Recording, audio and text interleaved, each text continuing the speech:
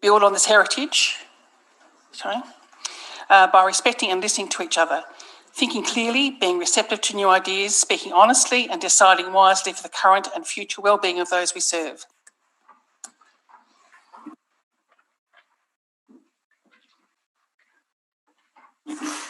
Thank you, Councillor Tonkin. First item on the agenda is confirmation of the minutes of the last council meeting. Members, what is your wish? Would someone like to move those minutes? Deputy Mayor Eaton, is there a seconder for the minutes? Councillor Greaves, all those in favour? That's carried. There's no adjourned business or leave of absence. It brings us to my Mayor's report. Just a quick update from my Mayor's report is that I forgot to thank Deputy Mayor Eaton for stepping in at a citizenship ceremony for me last Monday. Thank you, Deputy Mayor. I heard that you did a fantastic job. Thanks very much. Members, what is your wish? Would someone like to move a motion? Move my report. Councillor Jamieson, seconded Councillor De Graaf. Go to vote. All those in favour? That's carried. There are no presentations, so we'll move on to deputations. And our first deputation is for the Sellicks Beach Historic Motorcycle Classic event, and we'll be hearing from Brenton Matters. Mr. Matters, if you'd like to come forward to the podium.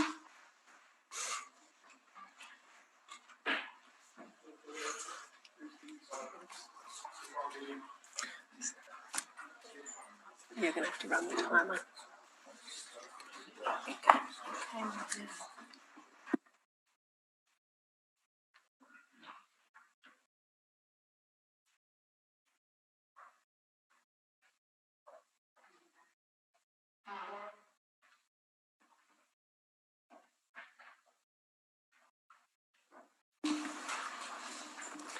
Mr. Matters, if you'd like to come forward to the podium, you'll have 8 minutes and you'll hear a little chime when you have 2 minutes remaining.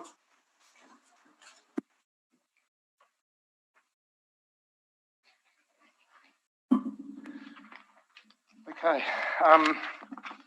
Lord Mayor, councillors, thank you for having us here this evening to do this deposition on the Sellicks Beach Historic Motorcycle Races. Not a lot to say really. We've had 2 events so far. Both of those events we consider to have been very successful. The first one had a lot of unknowns, but our plan and our structure managed to put together a really good event, and we had a lot of learnings out of that event. Those learnings were then taken forward and put into our business plan and our risk management plan into the second year, which improved small things, not really large things.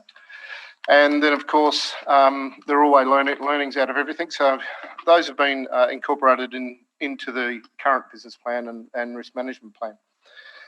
There's been one of the main things that we've done heading into this event is move the event on 3 weeks at the request of Environmental for plovers and the risk or likelihood that there may be nesting plovers. So we watched March last year and picked a date in March this year and picked a date in March next year that we thought would be appropriate, and all parties agreed that that was a good outcome and a good move. So we do everything we can to protect the environment and make sure that we don't have an impact upon it.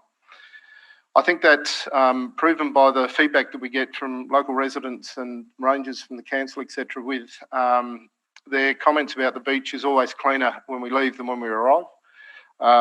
There is no impact upon pebbles or sand, dunes, etc. We fence and maintain security throughout the event to make sure there is nothing with that. And then in the clean-up process, we actually clean the beach. So anything, whether it's ours or it was previous, we make sure it's cleaned up and out of there.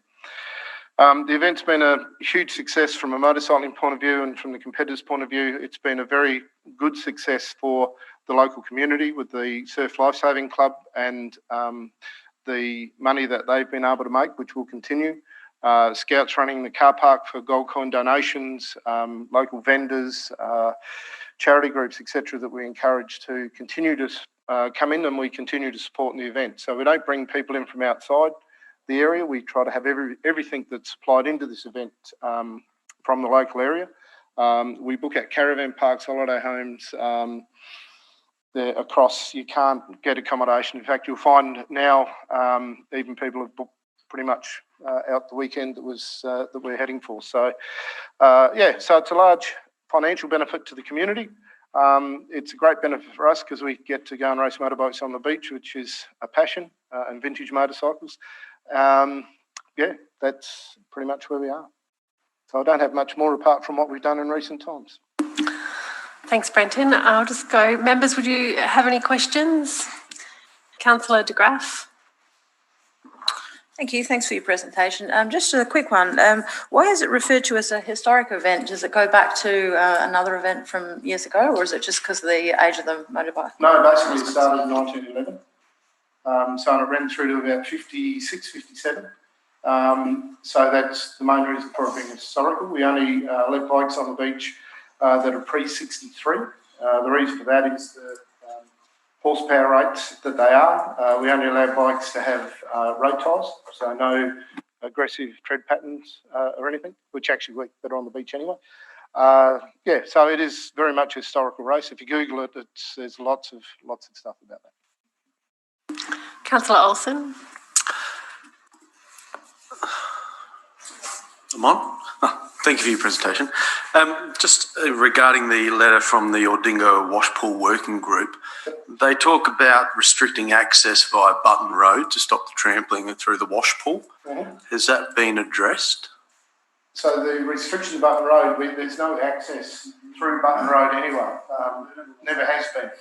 So that letter, I think, was actually in the first event, not in this for this event. But I could be wrong there, off the top of my head. But there is no access through Button Road, so traffic is restricted. Parking. So we have in our traffic management plan and in our security. Certainly, there is no parking signs all over every road we don't want people to be at. We actually patrol those areas to make sure people don't park in any area that they shouldn't be, and we have security to stop anybody jumping fences and getting through. The only rule issue that we've had in past events is local residents that tend to be able to find a hole in the fence somewhere, and they're soon escorted back and made to get over the fence or through the hole they crawled. So we don't actually make many apologies for being pretty strict on what we do, because we want to continue to have the event. So if people want to be silly, then they need to pay for being silly. So if you're good enough to crawl over the fence or under the fence to get there, you should go back to Stony Way. Thank you. There's no further questions, so thank you for your deputation. We'll be bringing forward this item on the agenda, so if you'd like to hang around, you can hear the outcome. Thank you. Our next deputation is in regards to the Whitten Bluff Base Trail. We'll be hearing from Mr. Nigel Black. Mr. Black, if you'd like to come forward to the podium, you'll have 8 minutes, and you'll hear a little chime when you have 2 minutes remaining.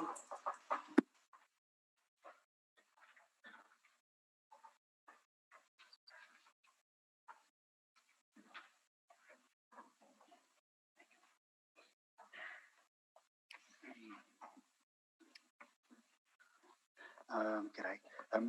You can hear me okay? Yep. Dear elected members and friends, my name is Nigel Black, a Port Noarlunga resident and representative of the Port Noarlunga Conservation Society, a group formed in 2013 after doing some environmental work with Katrine Hildyard. I'm speaking on behalf of that group, local residents and members of the research community concerning the proposed base trail at Whitten Bluff. We have engaged Katrine regarding this project and project leader Rob Bow in the presence of Mark Parnell, leader of the Greens, those on two different occasions. First, a statement from Ghana leader Miss Georgina Williams, who states, "I do have serious cultural concerns of a spiritual nature with the proposed Whitten Bluff Base Trail, which has significance in relation to the Gilbrookie Dreaming Tracks and as such is protected under the provisions of the Aboriginal Heritage Act 1988 and the Aboriginal Torres Strait Islander Heritage Protection Act 1984. I've expressed this to the Council. I'm unable to make a deputation in person, but my urgent health matters are my primary focus at the moment, the welling of which will better enable me to continue in my decades-long effort to save the last relics, the ancient wisdoms, the law of the land, of the last open space places along the journey of the ancestor Gilbrookie, where he was carried where he carried his dead nephew and cried his tears, leaving springs for the people. I had hoped to consult with other family clan members on this matter and to send a more detailed written statement in time for the deputation this week. We're not able to focus on such things right now. However, because of the sudden death of a family member, one of our young people, I support the motion of Councillor De Graaf calling for full background engineering and environmental assessments regarding Whitten Bluff to properly inform and extend period of consultation, and I support the top trail proposal. This is what I stated at the public meeting at Rotary Park when I first became acquainted with Nigel.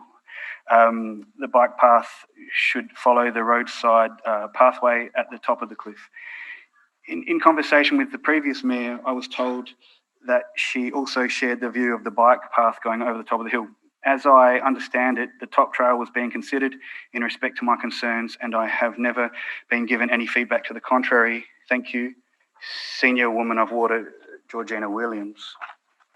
So statements of concern have been provided from geological, marine and conservation experts. Our aims, we support the Coast Park Trail to become more accessible. We oppose the base trail proposal in this fragile and sacred location. We are concerned about the lack of community influence. We underline that the base trail is not essential infrastructure. We are calling for conducting and sharing relevant assessments. We call for rerouting the design to a top trail. It would appease environmental, geological and cultural concerns. It would update the existing coast trail and finish upgrading roads, lookouts and pathways that are essential infrastructure. To do this, we are calling for members and community to review the nearly 17 years old decision to go for a base trail and to reconsider updating the existing top trail. This will mean beginning new consultations. We seek to protect the bluff as a geological monument, natural sanctuary and sacred place. We also request you engage with the Coast Protection Board, who confirmed yesterday that they have not formally advised on this project. We have serious concerns about limited consultation processes. As stakeholders, we expected to be part of the discussion. However, we were never contacted to attend any meetings. The Have Your Say process asks for us to provide feedback from the community on the concept design. However, page 3 on the community engagement plan states there will be limited ability for the community to influence the design. The document states that it is to include consult active participation. However, the only participation possible is regarding artwork and signage. This seems to be misleading the community to think their concerns will be heard and can influence decisions.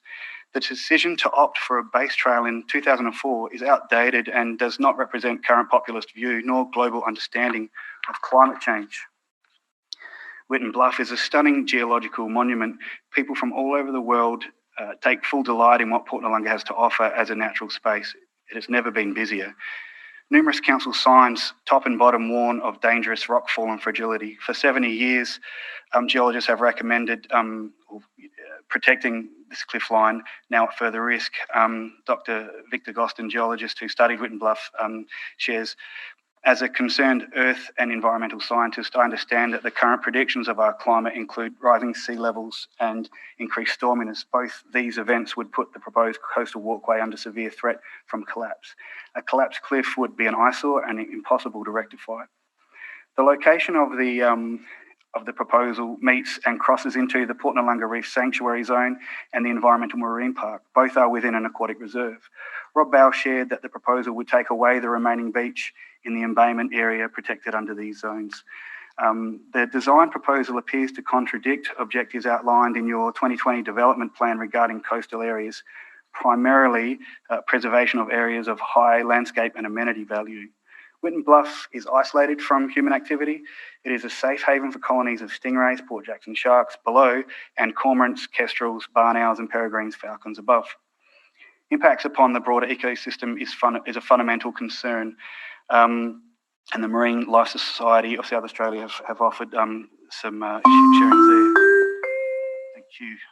No design will be able to stop human behaviour from tempting the obvious risks in this fragile and dangerous space, and much of the site is hidden from view. The base trail proposal is not essential infrastructure. and as you have noted in your literature, it is dangerous, complex and costly. It is impossible not to have a negative impact on the natural environment. Port Noarlunga already has a coastal path. Port Noarlunga already has a central design feature, which is our famous jetty. The proposal is a double up on features and a double up on pathways. And a redesign of the top trail means you would achieve the aim of creating an accessible pathway between places and ensure the success of the coast park, but would avoid the destructive consequences of building in this fragile location. We support Mr. Graff, who has requested a motion for investigating a top trail option and encourage others to do the same. We ask elected members to revisit the outdated 2004 decision, and we request that you formally engage the Coastal Protection Board. Thank you so much. Thank you, Mr. Black, for your deputation.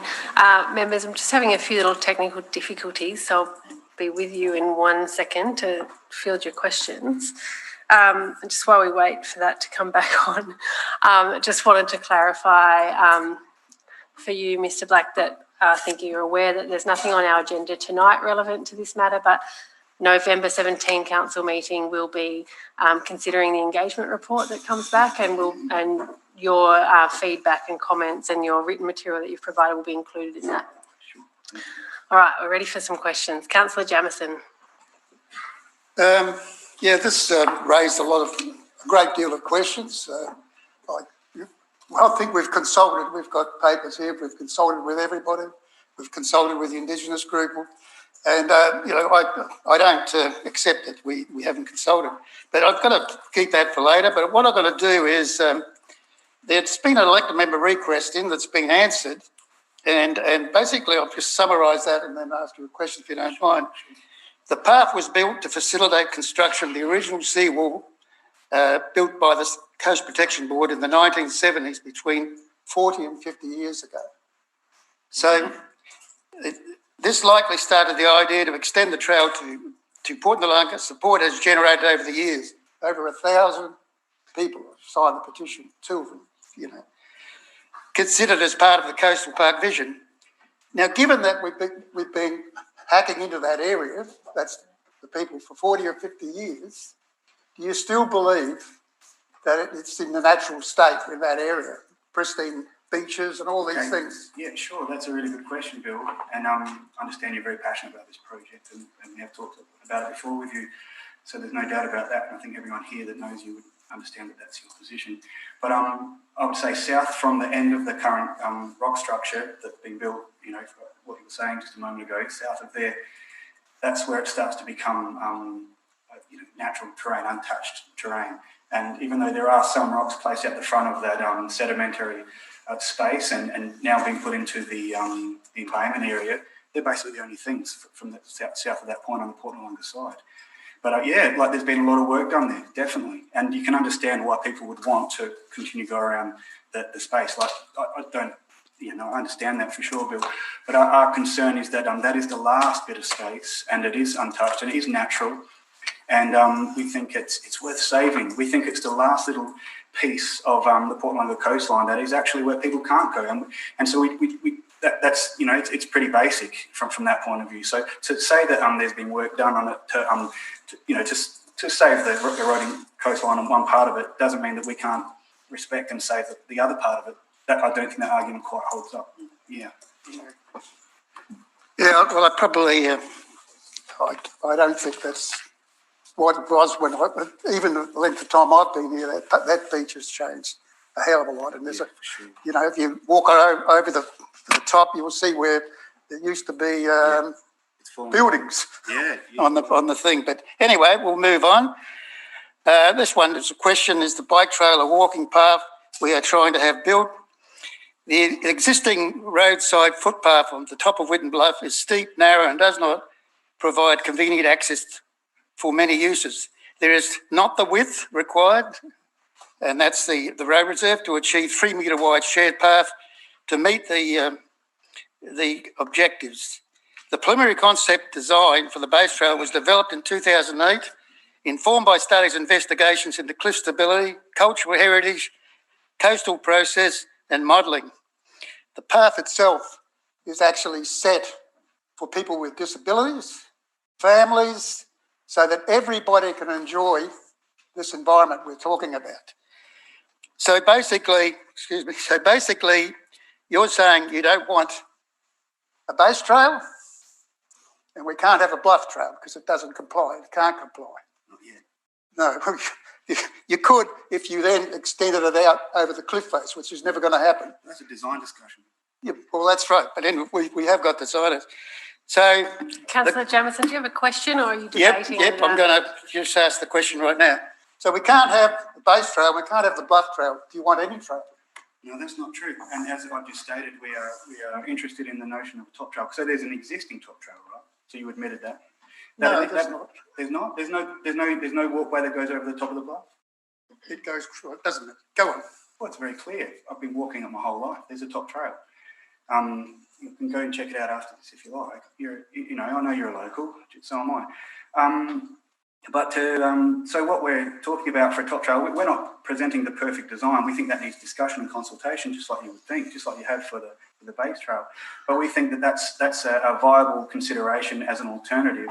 And as I spoke with Erin today, that may not be the alternative, but we thought if we come here with and we thought about a viable alternative, then at least we can look towards, other options, because at the moment there is no other option. And we think this is a viable option from a design perspective, from a cultural and design perspective. And all you need to do is put a little bit of thought into it and you'll be able to make something happen, and definitely not hanging over the edge of the cliff. That would not be the go, because that whole place is so fragile, as you know, hence why you wouldn't want to put something underneath it. So there's a lot of problems there, Bill, as you well know, because you've been here such a long time. And we know there's been done loads of work along there so it won't cave in. So there's just, the fragility is just ever obvious to anyone. And so we are talking about the existing trail or path that's there. We would try and find ways to make that function as accessible as possible. Yeah, we definitely. Thank you, Councillor. We don't deny that we would want an alternative. Yeah, for sure. Sorry. Last one, then I'll go. Final question, Councillor Jamieson. When the base trail was put together, it was put together for all families, all people, people with disabilities, people, young people, old people, and one of the main, if you like, enablers of that is the gradient. If you go down someplace, you will see the gradient come up. That's the gradient for disabled people. That's the gradient for people in gophers and people pushing prams. Is there a question, Councillor Jamieson? The bluff, I'm asking you, the bluff trail doesn't fit any of those things. What about those families, the multiple uses of the trail? Again, the alternative design that we're pointing towards would encompass those things as best as possible. I mean, we've got other places like Wetherall Terrace, Moana, plenty of places where there's hill climb and there is stigmas. So there are people in this room, there are designerly ways to solve such problems on that particular hill face. There are ways to do it, Bill, guarantee it. It doesn't have to be the base trail, that's all. And I know this may not be what ends up happening. So, I think you can rest assured that your team will figure out the best way forward. I would trust that. I'm hopeful of that. But I can guarantee you there are designerly ways to achieve what you want other than the base trail. Yeah, and I can get people to help. Councillor Brown. Try and be respectful and not interrogate you. Now, I have been around for 23 years too. I haven't actually seen any reports, so it's sort of thrown me left field having this tonight. And you mentioned lack of community consultation. Yeah, so basically, and I don't know, I'm not saying it's intentional or we're not saying it's intentional or anything like that, but what happened was we were made a stakeholder in this discussion and we weren't contacted or have any sort of meeting, and we kind of waited and we thought that would happen. And maybe that's a bit on us because we didn't take anything further, but we did make the initial contact. We did request to become stakeholders, and then we weren't contacted. And that may, I spoke to Nick Carr, and maybe he lost my details or something. He's a nice guy. Rob's a nice guy. So things like that happen, but we weren't contacted. And when it comes to community consultation, there's a have your say campaign, but in the literature that you guys have provided, basically it says that there's a very strong limit to influence that the community can have because of risk and complexity, as Rob Bowell will vouch for. This is the this is the approach that has been decided because of the risk and complexity that there's a limit of community consultation. That's what Robert shared with us. Yeah. In your letter, I'm sorry, haven't had a lot of time to read it, and had to scan it. You're talking about overlapping concerns. Yeah. Can you briefly outline that? Sure. So there's environmental concerns, which is one thing. Social concerns in terms of what could take place in such a place. We've got problems to do with, even the literature that you guys have provided, or whoever provided it, that the place won't be accessible during winter extremes, which are quite common in that area. So there's, as we heard, there's Indigenous concerns, design concerns, and as mentioned, design process concerns. So all those things are sort of overlapping here. And further, there, I guess it's a bit hard to ask you some geological questions or oceanographers with regard, and the Marine Life Society. Would I need to contact them to have details? Because yes, they'd be happy to speak to anyone. I'm not sure of your background as to. My background's maybe to do with design and harmonious sort of design processes. Yeah. Right. Okay. So as a got some homework to do, and it mentions with Georgina Williams has done a letter with regards to the Heritage Act and the Torres Strait Island Heritage Act. Is that actual? That is factual. That there is. As far as I know, according to Georgina Williams, yes. I read that out for her. I haven't in fact checked her, so to speak, but I trust that that's what she would, that's her belief and that's her understanding, yes. So have they, do you know if they've lodged I don't know. A complaint on that? No. Okay. She's been a bit busy with family things. And you mentioned, it was the marine life, the Port Noarlunga Reef Sanctuary Zone. Do you know much about that? Just the way that it's sort of laid out, 3 crossing protection zones there, and they kind of all meet up right in that embayment area where the tide will go underneath the bridge. Rob and his team are planning to put there. So that's as we understand it, and the rest of the trail, sort of goes up against these protection zones, and Winton Bluff itself, unfortunately, doesn't have the protections that many would argue that it actually needs. At the moment that we understand. Maybe other people did not. So in the statement from the Marine Life Society, there's a link. So that would have the information and the contacts that I would need to have some information there, and you'd be able to speak to the president, Steve and Paul. So all those people are available to speak with you guys for sure. Yeah, I apologise. I haven't seen anything on the environmental side of it. It's only been the structural engineering. That's so. Thank you. Oh, thank you. Councillor Bray.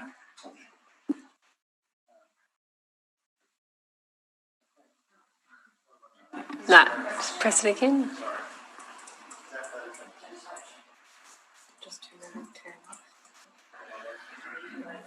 Thank you.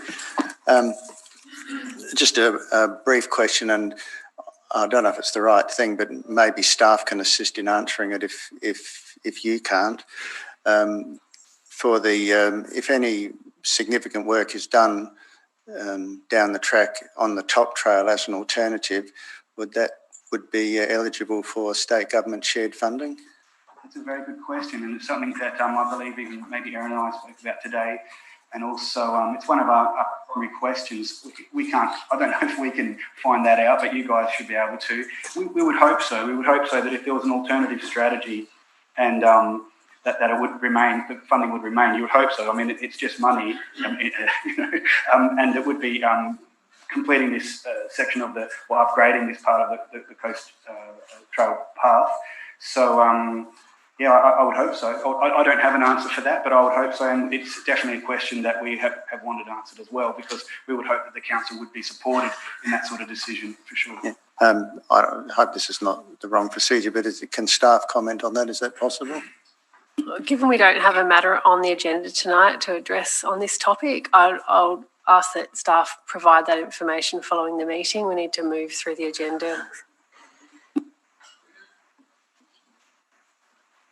Councillor McMahon. Thank you, Your Worship. Thanks, Nigel, for your deputation today. You mentioned at the start of your presentation the guidance and support in finding your group from Katrine Hilliard MP. I was wondering if you've had any feedback from Katrine on this issue and if you've floated your ideas with her and where she's sitting.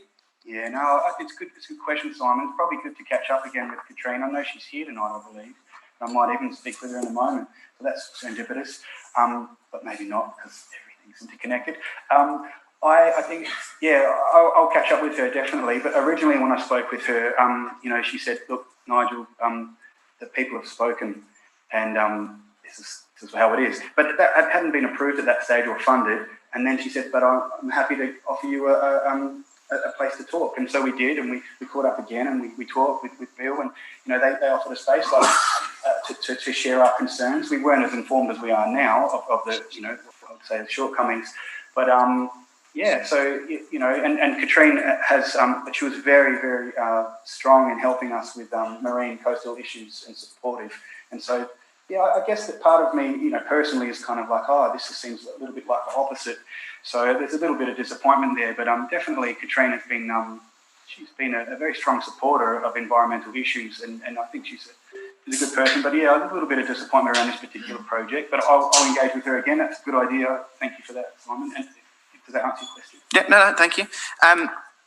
Secondly, just a bit of a question around the timing of the deputation. Obviously, next council meeting, we've got this coming up on our agenda. Has that been relayed to you, or what your thought is have coming to this council meeting instead of next council meeting? It's another good question, and for all the elected members here and everyone listening in, it was suggested to us that there's an urgency regarding this issue and that things are moving very fast with the project. And for people that probably aren't in this room, also from the council had said, yes, it's moving very fast, so you need to talk to the elected members as soon as possible. And at first I was very nervous, but actually I found that the elected members are really good, normal people and approachable, so that's great. But I was really afraid, not that that matters for my sharing just now, but sorry, I've just lost my train of thought. That's right. I'm glad we've tricked you into believing that we're normal people. That's fantastic. So it was advised by a number of people and parliamentary people as well to start the conversation early. So if Bill wants to talk further and have a cup of tea with him or whatever, because definitely don't want to. But personally, I don't want to put anyone out. I know Bill is invested in this project. It's been around for a while, and I feel for him, and I don't want to oppose him. I feel like we're part of the same community, and obviously this is a space where you have to sort of put things forward that aren't comfortable for everyone, and I apologise for that, Bill. And I know you're passionate about it. I suppose just on that, just finally, I suppose we're talking a lot about Bill, but Bill is representing the views of his community as he is elected to do so, and through the community consultation, the overwhelming majority of feedback has come in support of it. What's your view on what the rest of the community are feeling? How do you balance your views of environment and the overwhelming support from the southern community? 1,000 people isn't necessarily overwhelming, and if they all understood the scope of the potential problems with this project, I don't think you would find an essential thumbs up. If there were concerns, people have a different kind of understanding of what they might tick. And so in this particular moment, the full scope of concerns are not understood even by the council, even by Rob Bowe himself, who's a project leader, and that's a fact. So I think that if the council doesn't have a full scope or understanding of what the potential of this project could, the implications of that could be, I don't think you can think that the public could. I definitely, Simon, and agree with Bill as well, why people would like that idea and think it's something to get themselves behind. Definitely. And I can, it's not hard to imagine that notion, but here we're saying the location and the impacts of this particular structure, that's what's problematic. It's not the notion of having a path or wanting to walk around there. Everyone's going to tick that and say, cool, let's do that. But we're questioning and underlining concerns, and not just me, a number of experts are supporting this, and parliamentary figures too. So it's not just me, but that's basically the kind of consideration. It's not to say that they're wrong, those people, and that their interest is incorrect or anything like that. But if they had full scope and understanding of the situation, they you know, they would probably have a different kind of understanding of how to respond to that. Yeah, and same as the elected members here, who some I've talked with, and they don't have a full scope of understanding of the situation either. So it's a little bit trying to say that people do have an understanding when the elected members and so on and so forth don't necessarily. So, and I know I'm not putting anyone down or anything like that. I'm just saying it's hard to ascertain, and I definitely want to speak with you guys more, and you can grill me. And yeah, I really appreciate your questions, though, Simon. They're really good ones. Thank you. Councillor Greaves.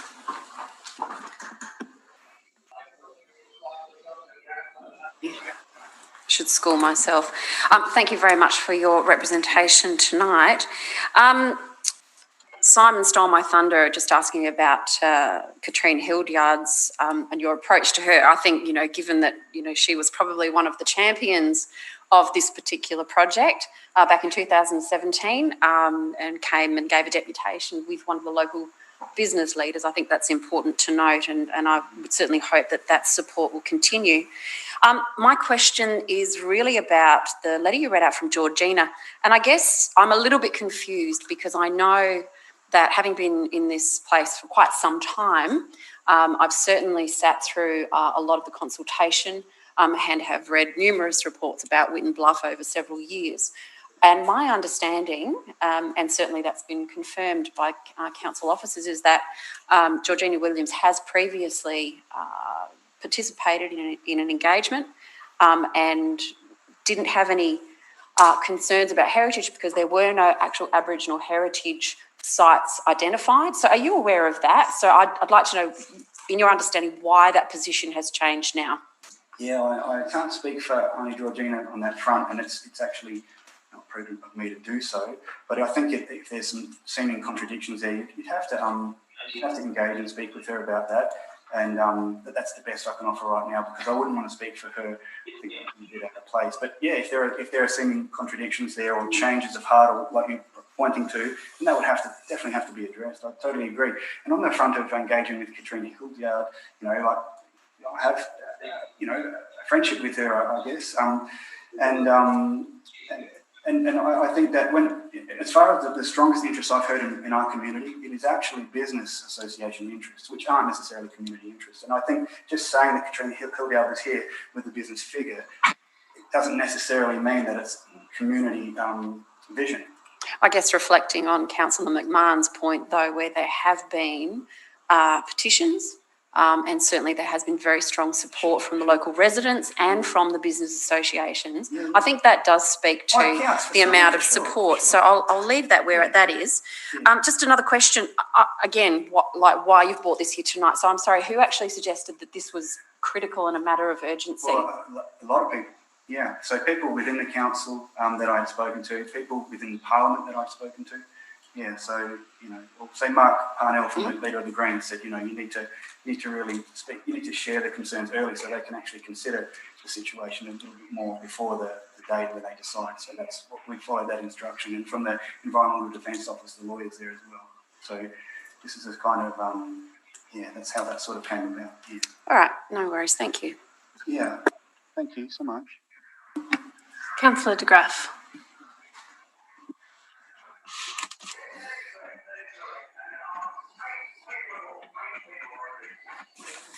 Sorry, I messed the button thing up. Thank you, Mayor. Thank you very much for coming in and speaking tonight, Nigel. I only first found out that you had your deputation planned a couple of days ago when you called me to talk about that, and I'm really glad that you're here. And the public is welcome to make a deputation anytime that they like, and I'd be really pleased if you'd like to even come back at the next meeting and make another deputation if you find then that you have more facts to present, or you've found more things that have come to light. So I do have a couple of questions, and if the Mayor will give me just a little bit of leeway here, I'll lead into them. Now, 1,000 people may have signed a petition, but we all would be aware that 1,000 people also signed the Let's Make Ranella Grape Again petition. So there are a lot of factors. I'm just going to, I know you've asked for leeway, but I'm going to caution you that this is a question time. It's not time for debate. No, that's fine. Just whatever Bill had, I prefer to do the same thing. So the pathway does sound nice, but I think you're right that people don't quite understand all the different costs that are involved in that. And just to let you know that November 17th, I do intend to put a motion up, as you have spoken of. This will be hopefully to have the 2004 decision that was about the top path, to have that relooked at then. Please move on to the question. Yes, so my question is about something that you mentioned to me on the phone yesterday, and this was about the social implications of having a walkway that's going between Port Noarlunga and Christie's, and then potentially issues with the local hotels. So could you just tell everyone else what you told me about that? Thank you. Thank you so much. People within our group have often pointed to the possible the social implications. I mean, we live in Port Noarlunga and Christie's Beach. Unfortunately, we have difficult social problems here, and there's a pub at one end and there's a drinking hole at the other, and nighttime activity between these spaces would have to be under watch or whatever, and you couldn't really do that all the time. So they're talking about,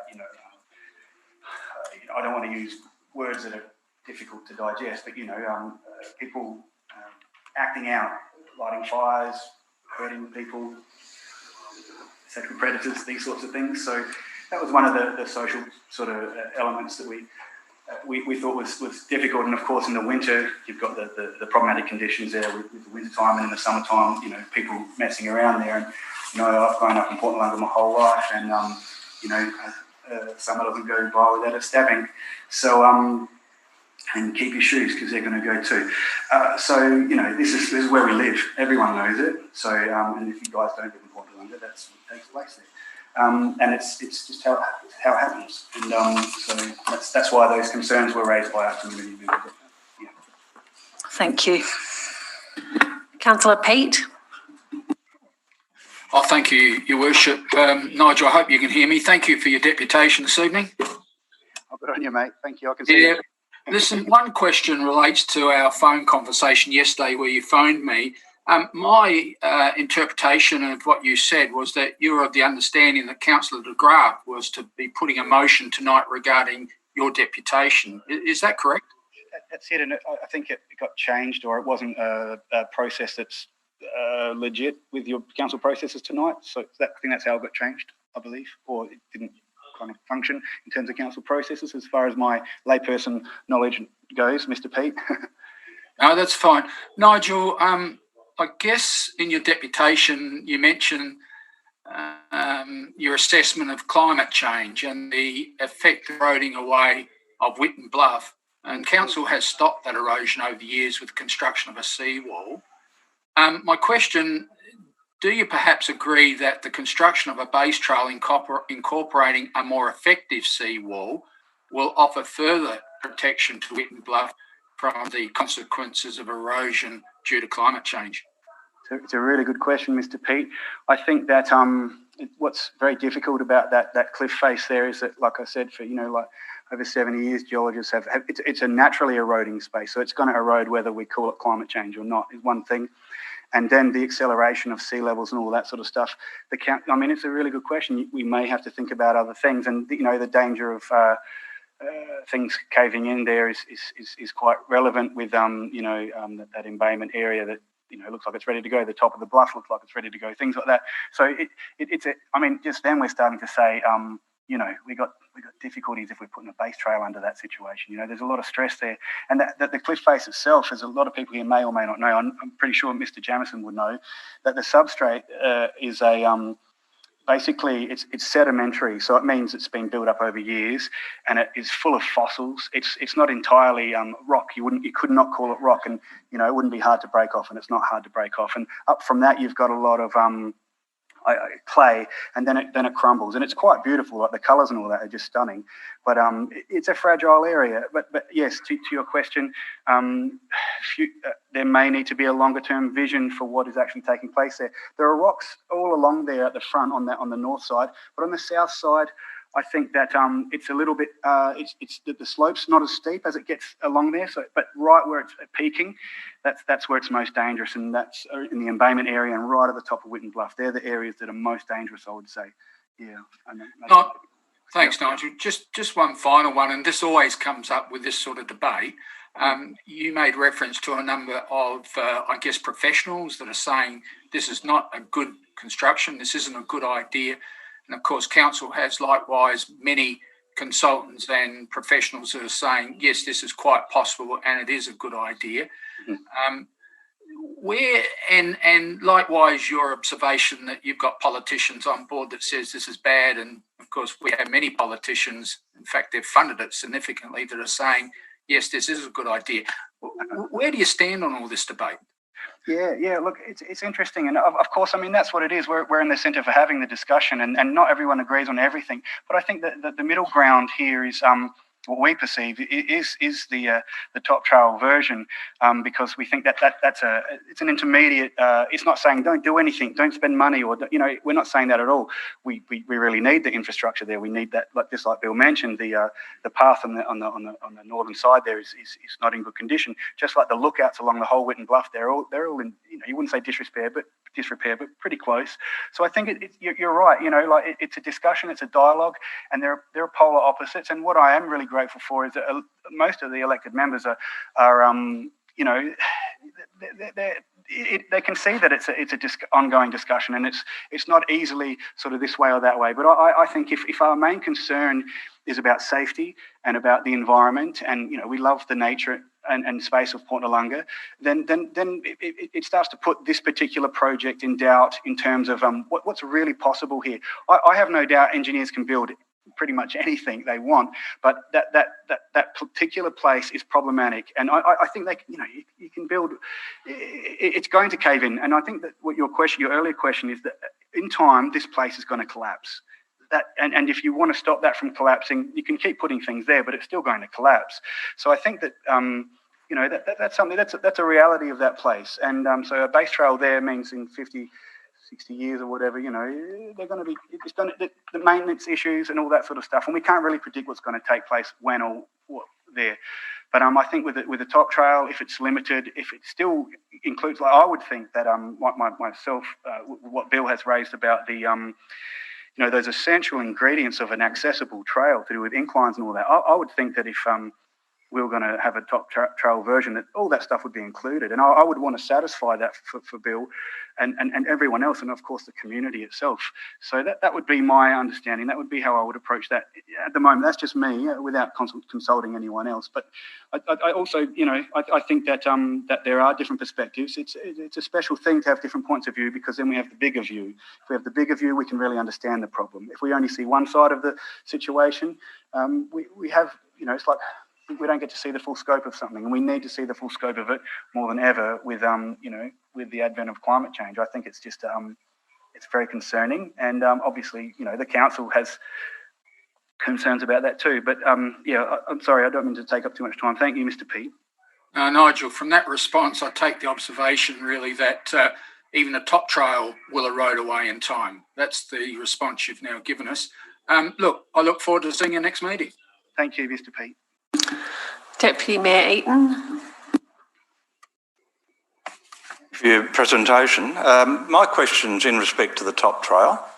If we go down that option, the current footpath isn't wide enough.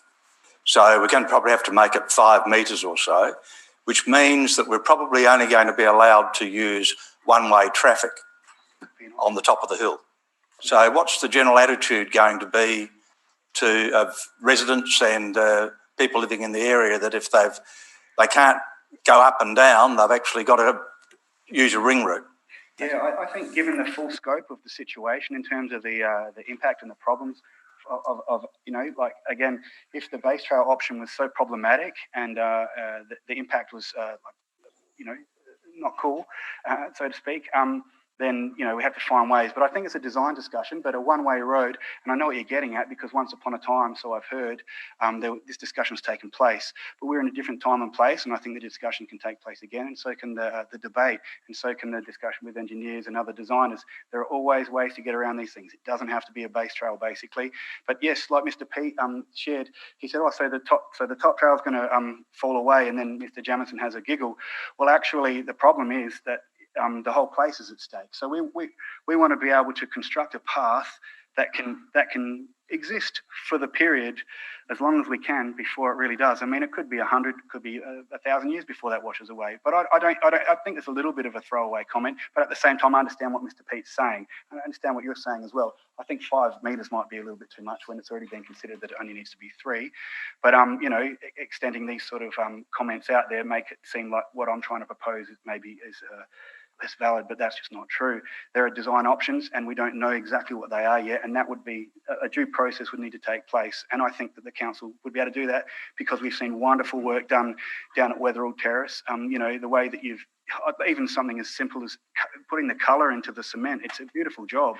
And I think that there are such options you could do down there. And yes, the people along the front, particularly on that Christie's Beach side, have to be negotiations. Like, I don't think it's the answer. I don't have the answer, but I think that that's where we're pointing towards. And that sir, is that's my answer for that one. But I you know, I also think your questions are absolutely valid, and you know, yeah, thank you. Thank you, Mr. Black. Deputy Mayor, did you have any further questions? I think we might leave it there. You've done very well to stand up there for this long and field all those questions. Thanks very much for your deputation. Thank you to all the elected members for your listening and your tough questions, because there needs to be tough questions around this, and we also need to be able to ask tough questions, and decisions deserve to be questioned.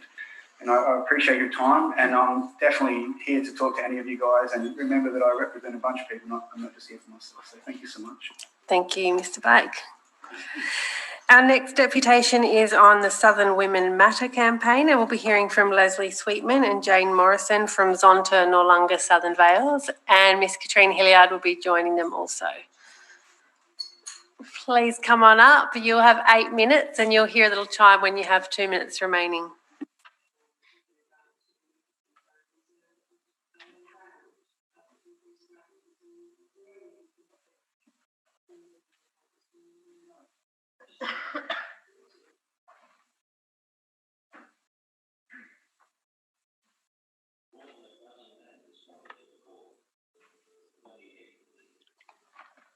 Thank you. I acknowledge that we gather on Kaurna land, always was, always will be, and pay my respects to Kaurna elders past, present and future. I acknowledge our mayor, and I also wanted to thank Councillor Tonkin for giving notice of this motion tonight. I also just wanted to take the opportunity to offer my wholehearted thanks to each of you for agreeing at your last meeting to fund the shortfall for the Spirit of Woman artwork. I know that artwork will engender community conversations that we need to help prevent and end domestic violence. So thank you very much to all of you for doing that. With me tonight is Southern Domestic Violence Action Group Chair Diane Newton, local community leader Lorraine Ellis, President of Zonta Noarlunga Southern Vales Leslie Sweetman, and Zonta Advocacy Chair Jane Morrison, who will speak with you about our community's need for a funded domestic violence prevention hub and the upcoming 16 days of global activism to prevent violence. Councillors, tragically, more than one woman per week is killed in Australia as a result of domestic violence. It is the leading cause of homelessness for women, and in some cases constitutes child abuse. Gender inequality at its root cause persists, and it is urgent that we shine a light wherever violence exists, including here in our community. Domestic violence is relentless and without boundaries, occurring in every corner of Australia, but our response has no boundaries. It's up to all of us to do whatever we can to ensure that our community and families within it do not mourn another woman. I have women come to my office seeking support because they are unsafe at home. If they are in immediate danger, we connect them with police and crisis accommodation services who are excellent. If they are at a point where what they most need are prevention services, it is increasingly difficult to find the support they need. Our Southern Women Matter campaign is about ensuring that together we change that. It's been excellent to have Mayor Thompson involved in this campaign. We need council to continue to speak up. The motion sets out 3 clear ways for you to do so. I really look forward to speaking out alongside you to prevent and end domestic violence, to ensure our community is one in which all women are safe and violence is never an option.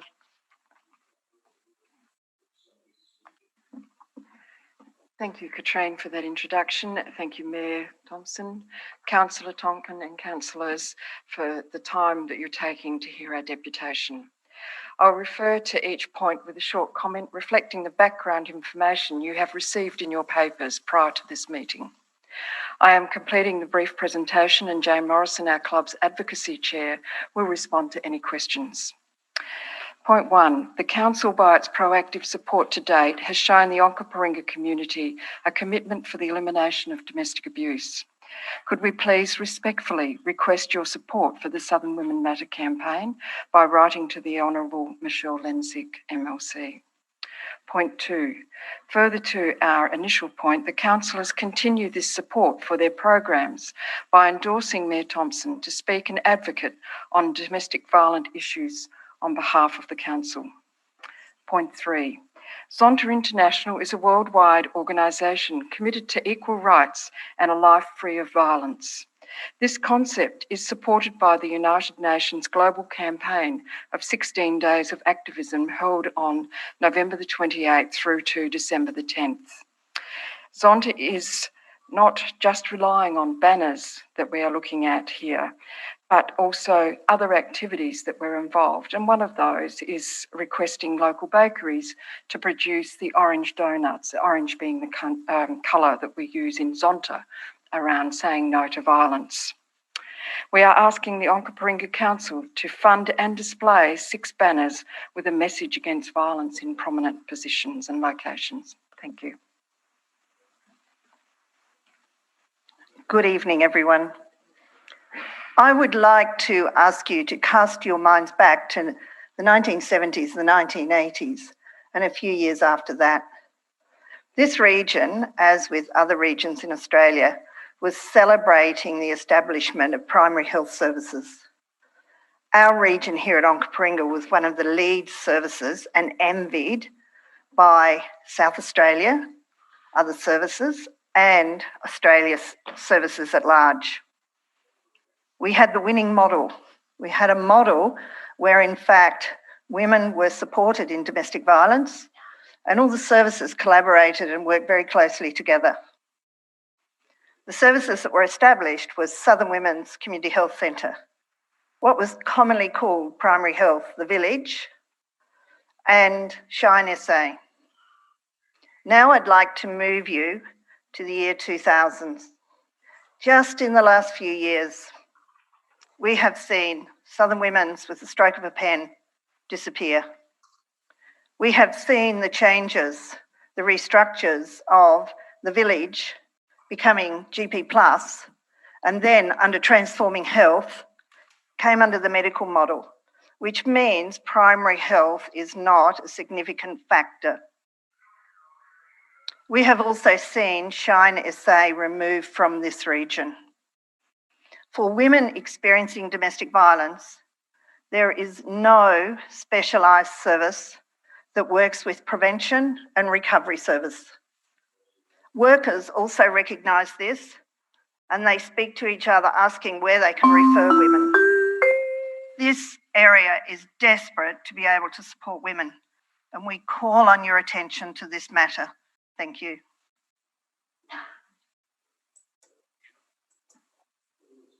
Sorry, short. I'm going to speak for Lorraine, who's just this moment decided she can't speak. Lorraine had a very good friend called Karina. Karina was a wife, a mother, and a friend to a lot of people in this area. She had been suffering domestic violence for something like 8 years. She tried and tried to get health prevention and crisis prevention here in the south. She was unable to get the help that she needed. And unfortunately, Karine took her own life and left 4 children behind her. We are asking you, please, to endorse our role in trying to get services back here into the south. Thank you. And I'm happy to answer questions. Thank you, ladies, for your deputation. We'll go to questions. Councillor Thamiliotis. Thank you. My question is in relation to, I'm sorry, I don't know your name, but the lady in the green who mentioned about the lack of services. And I'm just looking at the motion and I'm thinking off the cuff here. And I know we're writing to Michelle Lensink on the campaign, but we're not writing to Michelle Lensink to say reinstate those services back in the South. Is that something we should be doing about getting more crisis services for women in the South? We actually have crisis services. The model that the state government is currently working with is when a crisis occurs and police intervene, if a woman is seriously injured or her life is threatened, she then can receive a service. That is a very small percentage of women, thankfully, and the remainder of women, though, do not receive a service. So we are, as Southern Women Matter, campaigning for a service to be funded to support all those other women who desperately need counselling, education, support. We're looking at a holistic service. And to go one step further then, how about, and if I need to do this another time, reinstatement of the Shine service that was located here? Totally. Okay, thank you. And as far as I understand, the Onkaparinga region, we had Shine for a considerable period of time. And then I'm not sure about other areas, but I do know Shine does exist in South Australia, but not in Onkaparinga anymore. And that was desperately needed as well. So yes. Councillor Brown. Thank you. Yes, I've seen the demise of them all. Been around long enough. There was a women's shelter as well.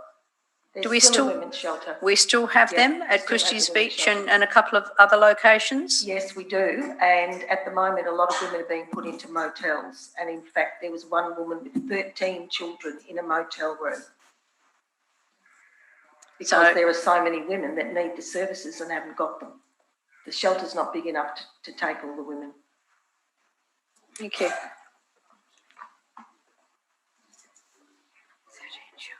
Can I just add to that answer? For the women's shelter, which is part of women's safety services, there's one women's shelter here in the Onkaparinga region. There's 4 in the metro area. The shelters for the safety of women do not take women or support women who are from their local area. So for the women who are at high risk in the Onkaparinga region, do not come into our shelter in this region. They might end up elsewhere, or as Jane said, in motels or caravan parks, or asked to go to family and friends. The system is bulging at the seams. It's imploding. Councillor Bray. Thank you. And look, I apologise, this goes back to 2016, but I've got 2 questions for you. On the basis that statistically 1 woman is killed by an intimate partner or ex-partner every 9 days, and 1 man is killed by his partner roughly every 30 days. So there are probably quite broad issues involved here. 2 questions. Will the banners in terms of raising awareness of the problem of domestic violence be gender neutral? And secondly, in terms of improved counselling for the South, do you believe such a service should be available to all? Thank you, Councillor Bray, for your question. The banners that we're proposing to put up, and we have had a talk with one of the council workers, and we're going with the orange colour, which, as Leslie said, is the colour that the United Nations use, and we are, Zonta International has consultative status with the UN, so orange is the colour that they've asked for, so that's the colour we're going with, and we've asked the council to put Zonta and Onkaparinga says no to violence. We want it to encompass all violence in Onkaparinga, from bullying to domestic violence to any other violence that exists. And yes, we would like the counselling, if it ever comes back here, to be gender neutral. Thank you. Councillor de Graaf.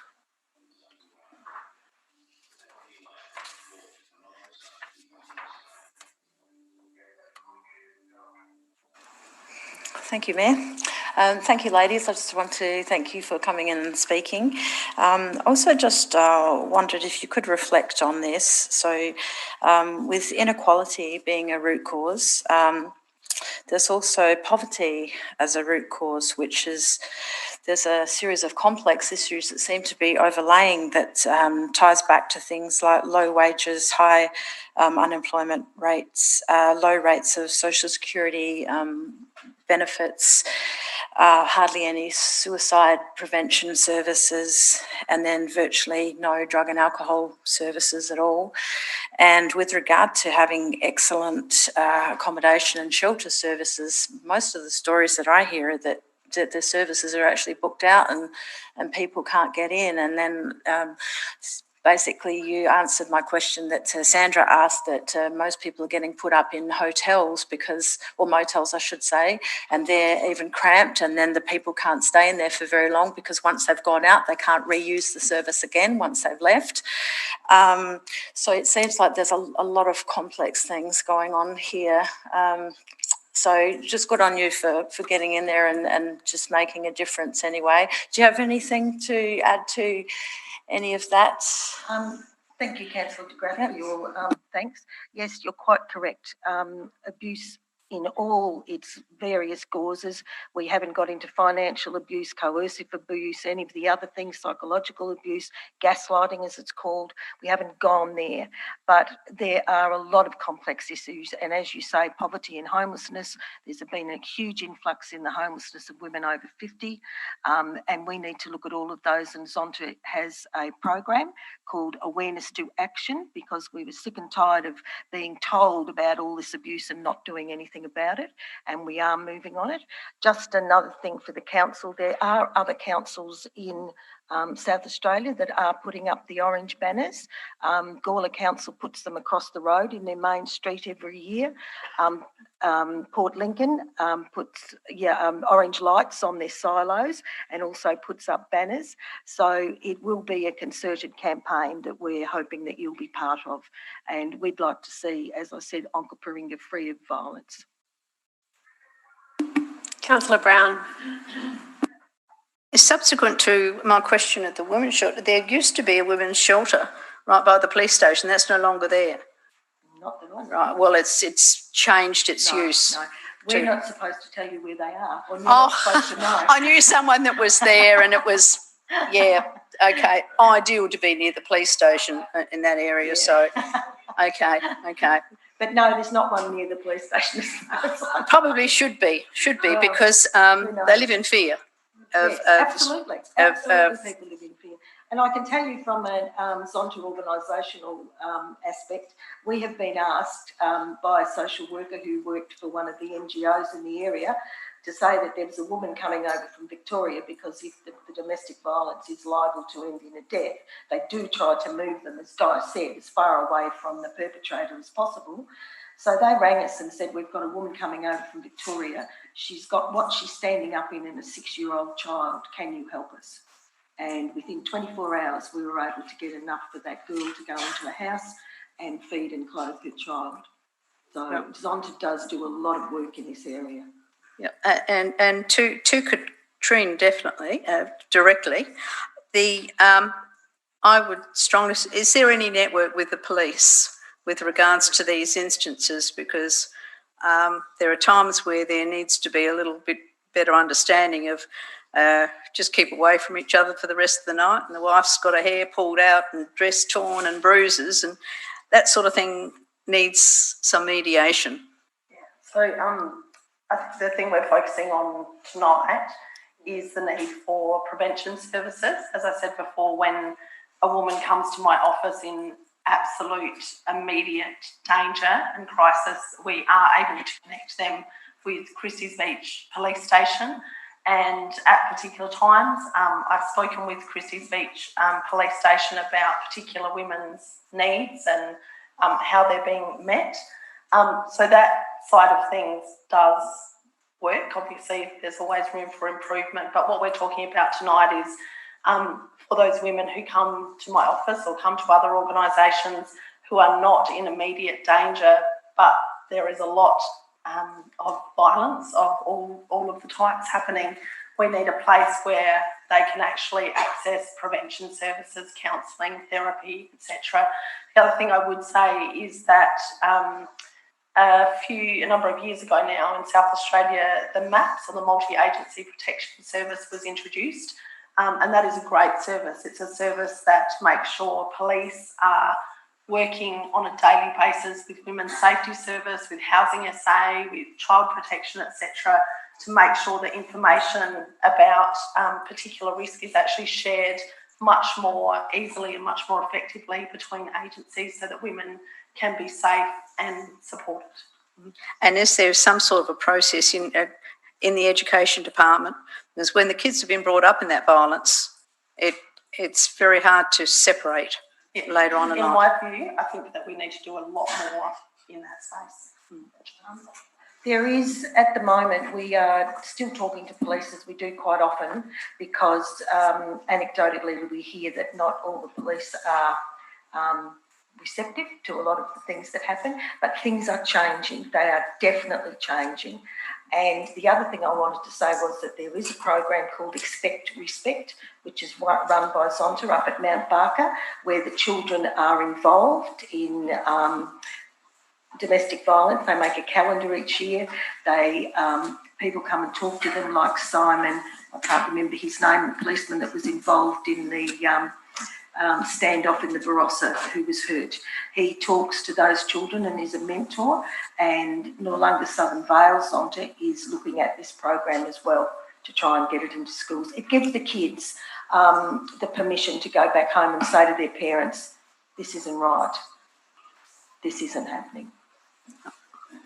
But as for getting into schools, that's an issue. And I'm being, obviously they want to talk behind me, so I'll let them speak.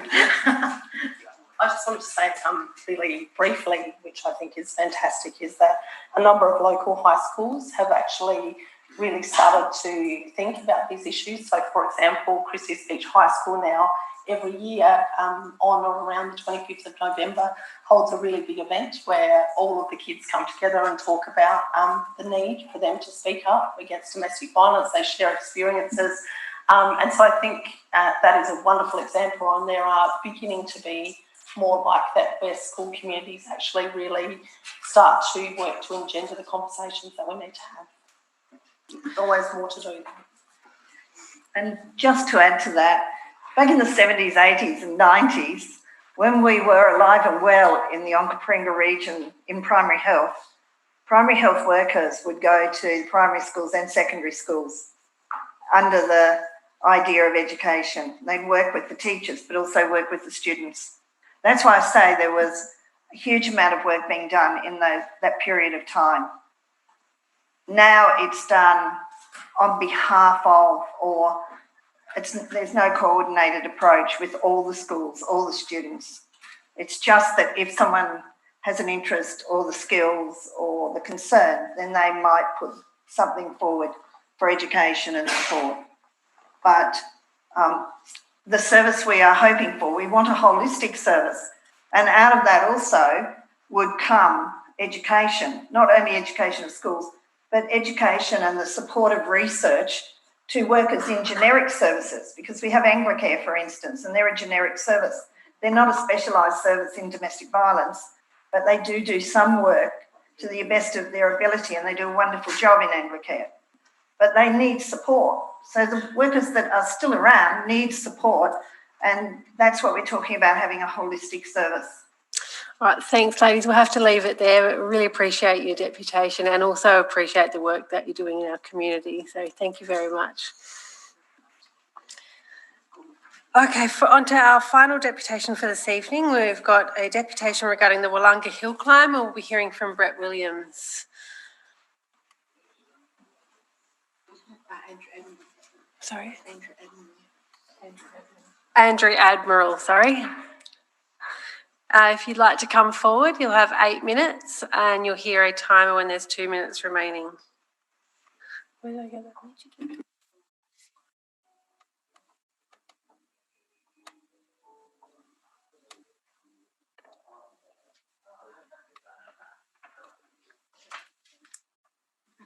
Apologies for that confusion.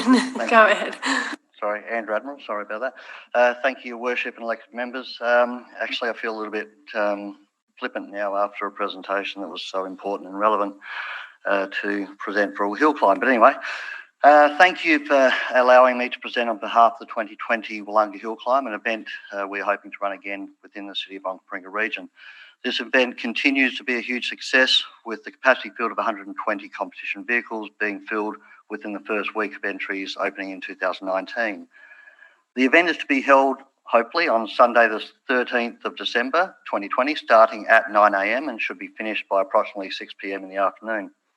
The last few years, by having the competitors display their vehicles on the main street before they competed up the section of road, added great atmosphere to the whole of the day. It allowed competitors and their service vehicles to mingle with the crowd and also enjoy all that the local businesses in the township had to offer. We would like to apply for the following road to be closed by the event: Old Willunga Hill Road from Halston Lane to Meadows Road. The time that we would like to close this road would be from 8 a.m. to 6:30 p.m. on Sunday the 13th of December, if this meets the approval of Council. We would also like to restrict the speed of vehicles up High Street at our expense, with the traffic management company in control, to allow for the Street Motorsport Festival atmosphere during the event. This would be from St Andrews Terrace to Halestone Lane along High Street from 8 a.m. till 6:30 p.m. on Sunday the 13th of December. If Council approves our request, we will make every effort to run the hill climb with the minimum inconvenience to residents. Further to that, we will notify adjoining landowners in writing within 6 weeks beforehand of the event, consult with affected landowners when required, leave all control areas in a clean and tidy state, notify the police of the running of the event to obtain permission to close the roads under Section 33 of the Road Traffic Act, notify the emergency services in the area, place advice signs along all roads 4 weeks prior to the event to forewarn road users of impending road closure, advertise the road closures in local papers a week before the event. During the event, man the access points to these roads and advise users of the temporary restrictions and supply alternative routes. Affect the public risk assurance policy through Motorsport Australia, which includes $100 million of public liability insurance. We will supply a copy of the insurance certificate of currency. We will supply a risk management plan. We will supply the maps of temporary road closures. If a landowner that's affected by the road closure has an emergency during the road closure period, upon receiving notification, we will stop the event immediately and send in our medical vehicles, which have trained paramedics and fire marshals. If a landowner needs entry or egress during the road closure period, we will stop the event as soon as possible to allow for the entry and egress to occur. Regarding COVID-19 compliance requirements, we will adhere to SA Health requirements and expectations. We have a dedicated COVID marshal as part of the event team who will implement and manage the COVID safe plan. We have already had experience with the COVID plans with the processes and procedures that we put in place for the 2020 AGI Sport Adelaide Hills Rally that we have just run last weekend out of the National Motor Museum, Birdwood, and the controls were a great success. We are a local people volunteering our time to run this event. We run our events to Australia's best standard and have medical and fire vehicles at the start of the hill climb course. We appreciate the consideration extended to us, and we thank you again for the opportunity to present. Members, are there any questions? Councillor Bray. Thank you. I just wanted a little bit of detail. I think your event sounds to me like it's better than most, in as much as I believe you just said that if an affected landowner, and I don't think there are many, 8, I believe. Yeah, if an affected landowner does need, for whatever reason, but a reasonable need to leave their property in their own perception, that you will actually organise that for them during the event. We have always organised that, yes. Okay, well, I wasn't aware of that detail in the past, but yeah, thank you. Councillor de Graaf. Thank you. Thanks for your presentation. How many spectators do you think you'd be getting there, roughly? Very tough to tell because it's a free event and because we're based at the recreation park down the bottom. That's where we have our pit area. And because we're floating all the way up to Wollonga, and then we've got the car park up the top on Harbour Road, and then you've got people wandering up and down the Wollonga township. So there's no real control or understanding of how many spectators we have, because we're not a paid event. So people just flow in and out through the day. So I apologise, I don't have those numbers. We've never actually counted. Yeah, would you propose to keep all the people 1.5 metres apart for the COVID safe requirements? With great difficulty, because it is a 2.8 kilometre course, and because we have 7 flag points. The 7 flag points are to address the safety of the actual competition course. But people are people. They will be floating in our area where we actually do the start line, and in our area where we actually do the finish line, and in the controlled area where we have the recreation park, we do have those things in place, just like we did with just last weekend. And so that's the other reason why it's very, very difficult with the general public to control them when it is an open area. So yes, we'll do best effort. Yeah, I do believe that most of the other events, like the City Adelaide Christmas pageant's been rearranged or cancelled, because when there's over 1,000 people attending, it becomes very difficult because it's a very high risk event then, and you still need to comply with the COVID safe rules of keeping everyone 1.5 metres apart. So how did you manage to do that at the Birdwood one if you've only got one COVID safe marshal? No. We have a COVID safe marshal in charge. Sorry, COVID safe marshal manager for this to implement the processes and procedures. With Birdwood, I think we had 40.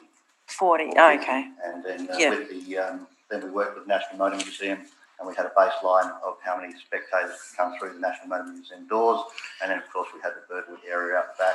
Then with each rally stage that we had a definitive COVID plan for the start and finish of each stage. But again, in the middle, we have no control over that. So that's the sites that we have control over. We put in the COVID plan. No worries. Good luck with your event. Thank you very much. Doesn't appear to be any further questions, so thanks very much for your deputation. For those of you waiting in the gallery to hear the outcome of your reports, they'll be up very shortly. We've just got a couple of quick items to get through, and then we'll address those reports in the same order that we heard the deputations. So the next item is 8.1, which is the Strategic Directions Committee meeting minutes. Members, what is your wish? Councillor Bray. I'd just like to move an amended motion, please. Do you have the wording there? If you'd like to bring that forward.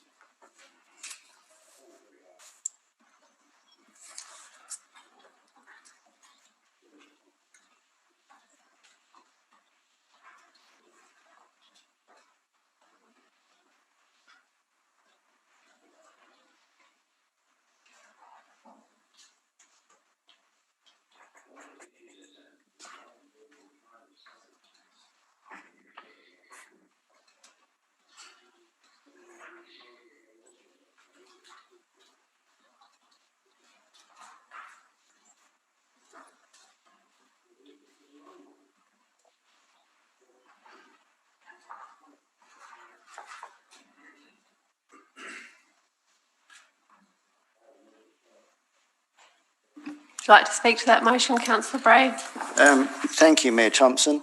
First of all, this in no way is intended to not approve the assistance to complete this project.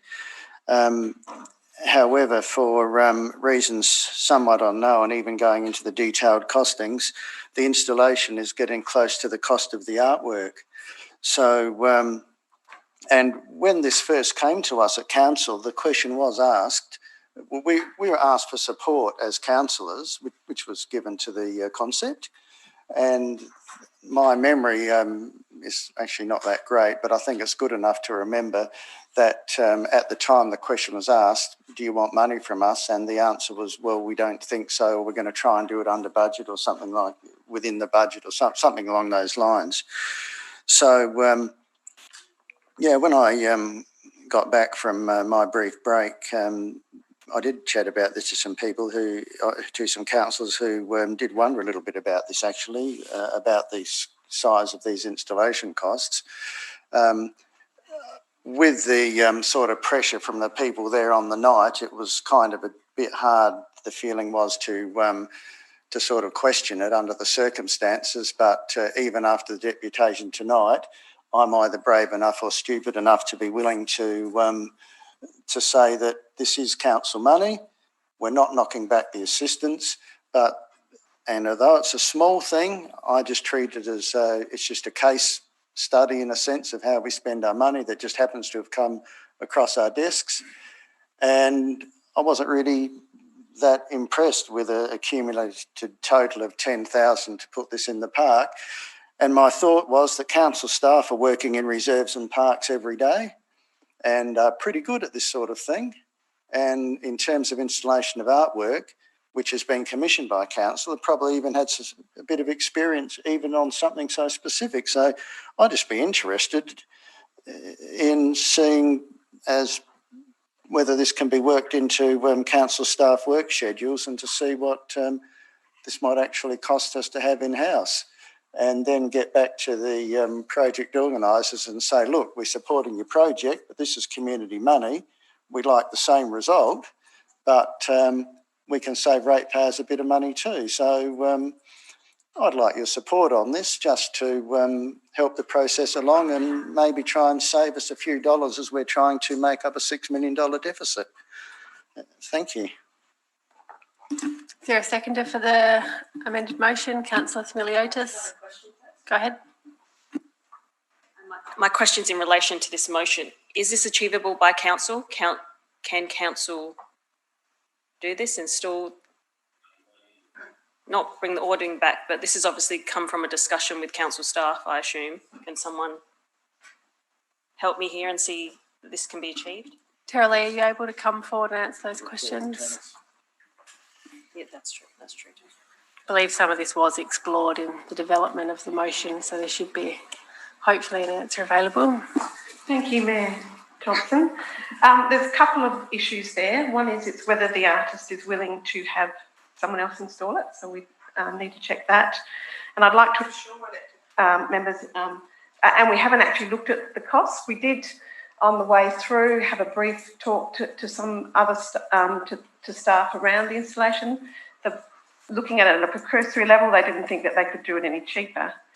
However, when it does come in-house, there is a due diligence process. Okay.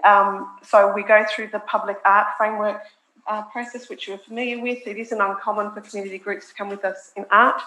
We obviously have to take a high level of interest and actually control when it comes to us, because it's on our land. So we're responsible if it's not safe. So we need to look at all the risks. So we look at the risks. So it will go through the public art framework process. It will go to the public art project assessment panel, which includes staff from across the organisation and those who have the technical skills to make those assessments. They look at things like maintenance, safety, cost, public safety, where it's located, does it fit with the reserve? So there's a process that happens. So due diligence will happen, whether or not this resolution gets across. And can I just confirm the amount that council agreed to? Was it 6.4? Okay, I will second this motion and just speak briefly. And it's not about what we voted for or what we're trying to support. It's actually to do with the costings and the due diligence, and I think a couple of things that many of us councillors stood for. And I think me in particular was a little bit shocked at the cost to install the artwork, but then again, looking at the size and the weight of the artwork, I guess there is more cost than I expected. But this actually came back as a question from Councillor Bray, but it hit a light bulb in my head, because one of the committee members is on another committee that I'm on, and they raised it with me about ratepayer money being spent and the amount of cost. So I think it's about doing our due diligence, seeing if there is another way. This isn't stopping the project. The project is going to go ahead anyway. It's going to go in the same location. It's still going to be the same piece of artwork. which this is the due diligence that we're apparently going to be doing anyway. So this is just putting this into motion and seeing if we can get some councillors to support possibly finding if there is a better alternative that there's a cheaper alternative and better use of ratepayers' money to get this still installed. Thank you.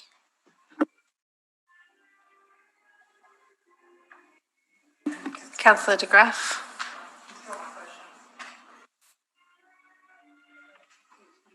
Councillor Greaves. Yeah, thank you. I do have a couple of questions, and it might be that Tara-Lee might need to come back.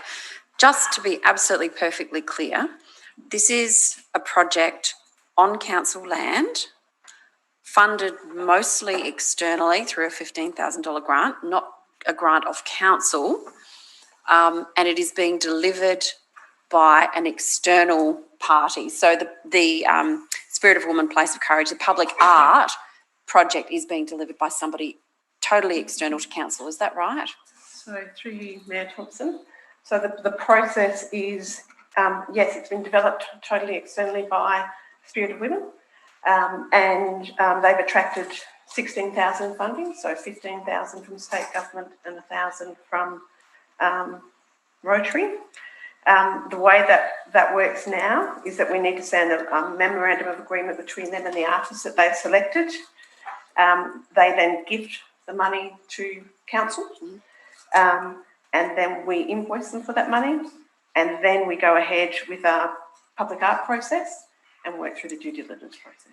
So that's what is happening now? Like that is the process now? Well, the process, if... So I'm not talking about if this gets up, I'm talking about what is the process actually now. So council will actually be delivering this project, as in terms of doing the actual installation, and these are supervising it, yes. And these, okay, so supervising, are these costings developed by council staff, or are they costings that have been provided to council from Spirit of Women? Okay, so the project management and administration, I'm assuming they've got somebody actually undertaking that. So that's the artist. The artist. Who would look after the installation. Okay, all right. And have council staff actually seen these costings, and what has been the response to these costings? The council staff have had a look. So I talked to the public art officer today, because the group approached her to see if they could find any other way to make it cheaper, because they looked at it and thought it looked expensive as well. But when she had a look at it, she couldn't see anything that we could do without, and that was her advice back to them. And is it possible, sorry, I don't mean to be sounding like I'm grilling you, but is it possible that should council, I guess, take a bigger ownership of the delivery of this installation, it could potentially cost more? That's the answer. We don't know. Okay, and so potentially if this motion does get up, we will have that answer. Is that right? Yes. Okay, no worries. Thank you. Sorry, I didn't mean to grill you.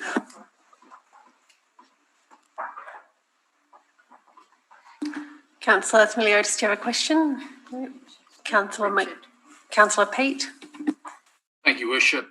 Just a couple of questions. One of the mover, please, considering this is a document that the public will read, I always have trouble with motions worded like this. Can the mover please explain, or perhaps put some wording around buy in externals?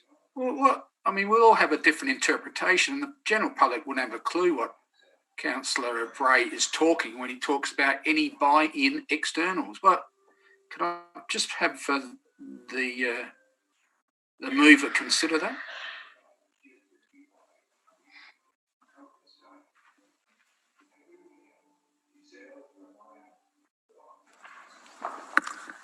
Yeah, thank you, Councillor Peat. I use that wording to try and keep it as brief as possible.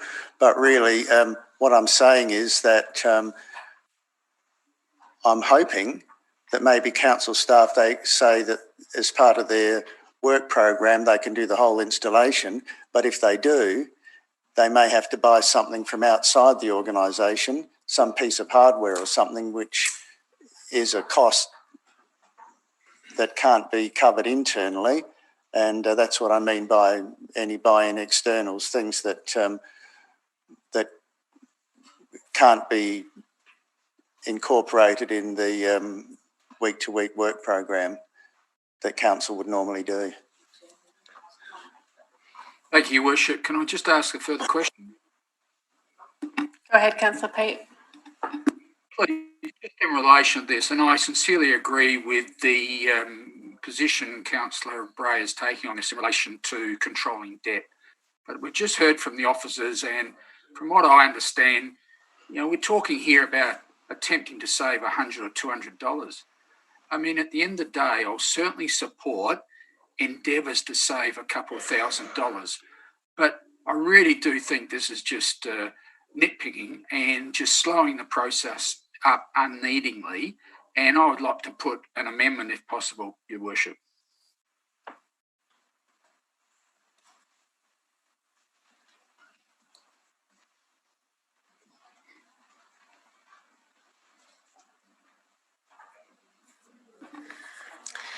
Councillor Pete, unfortunately you've already debated and so you're unable to move an amendment now. Hopefully someone may like to try an alternate motion if this doesn't get up, but you may also like to try an alternate motion if this doesn't get up. And given that we've already heard clarification from the seconder that this doesn't actually change anything, I'm wondering if it will get up. Okay, Councillor Pete, did you have anything further to add? No, if this doesn't get up, Your Worship, I do flag the amendment as the report is printed. Thank you, Councillor McMahon.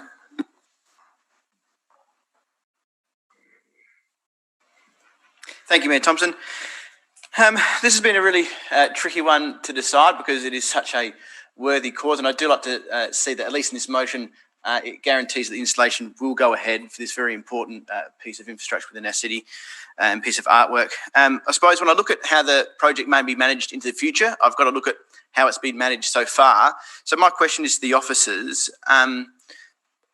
Is my understanding that it was a feasibility study that council paid for before this started? Mayor Thompson, yes, there was a feasibility study. So that resolution was with the previous council, and they council agreed through PCW to pay for a feasibility study, and then this project is an outcome of that feasibility study. Yep. And from that, there was a state government grant for $15,000 to fulfil this and to become a reality. So I suppose from those estimates and having this feasibility study, the initial grant, now we've sort of gone by reading to this 6,000 odd. 6,640. 6,640, well done. Over. So do we know what that money, why there was a shortfall in that money, how it went 6,600 over? So this was a community-led project. What they did was envisioned and worked out what they wanted to raise awareness around domestic violence, and in particular the history with the women who presented last time and the lady who was 90 who started the first women's shelter. So that's what their main thoughts. And they engaged with artists and then found out how much it costs. Yeah, and they've done some amazing work on that aspect of the project. Our expertise is in the delivering of these projects, so I don't see this as a negative type thing. I'm still umming if the couple $100 it may save is worth it at this stage, but I definitely see where the mover is coming from.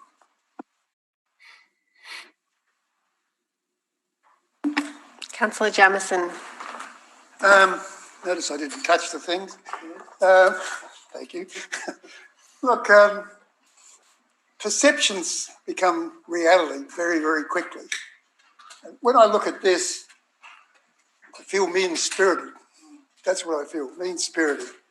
I mean, it's a bit, and like people sometimes say that to me, council gives money in one hand and tries to claw it back with the other hand. You know, I just think we're bigger than that. You know, that's a quote of yours. I really think that I'm with Councillor Pete. I'm not going to vote for this motion, and I'm, I understand where you are, but it's that perception out there. Have we got sympathy for this or not? I mean, we've just had this great presentation. I mean, everybody must have been moved, and then here we are clawing it back. I think I just can't do it. I think it's disgraceful, and I won't be voting for this motion. No offence, but that's the way I feel. Councillor Olsen.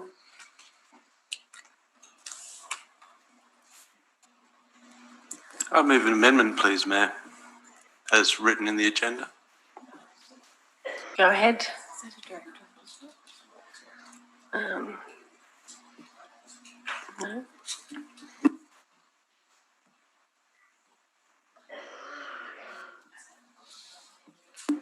Yes, go ahead, Councillor Olsen. Thank you, Mayor. Look, Councillor Peake, Councillor Jamieson made excellent points. And look, we've just spent an hour listening to domestic violence, and now we're debating $6,000 for an installation of artwork, not commemorating it, Memorialising. memorial artwork. That's just unbelievable. We've already had council staff go and vet the costings. We're project management. We pay artists to come and install artworks throughout the entire city of Onkaparinga. This is nothing special. We commission artists to come and deliver art for us. And that includes the installation. This is nothing new. And we're not even paying for this artwork. All we're paying for is the installation in Rotary Park, a key place in Christie's Beach where that first shelter was came about. And we're nitpicking over some very minor amounts. I mean, I like Councillor James, a little bit disappointed in the way that this has gone. And, a little bit embarrassed considering we've just had all those women up there come and talk to us about domestic violence. I mean, this is really actually embarrassing. So I hope you'll support this installation and this amendment, and look, let's get it delivered. Thank you. Councillor Greaves for a question. You've already debated. Have you? Okay, go ahead.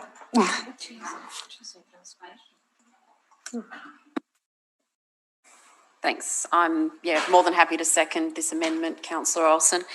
Look, and I guess the reason why I asked all those questions before is because I think it's really important that we understand what council has already done to ascertain the cost of this project, and it has been confirmed that these are reasonable costs. So I don't mind the idea of us looking really closely at the costs of something, but I think if we start going down the path of,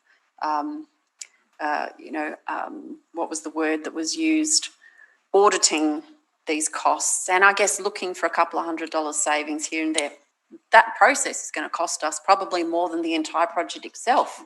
So I think it's a little bit unfortunate that was even suggested. I absolutely support this. I think that, the deputation we had at the Strategic Directions Committee was very heartfelt, and I have to say that every single person in the chamber at that time supported the Mayor's motion to actually provide this funding. It is something that is really worthwhile for our community. I don't think we should be nitpicking. I think we should be proudly saying that we support the efforts of these community organisations in providing something that is really meaningful, not only to those women who have been subject to domestic violence, but also to the next generation to come. So, members, I'd urge you to support this amendment. Councillor Olsen, would you like to close debate on the amendment? We'll go to vote on the amendment. All those in favour? All those against? That's carried.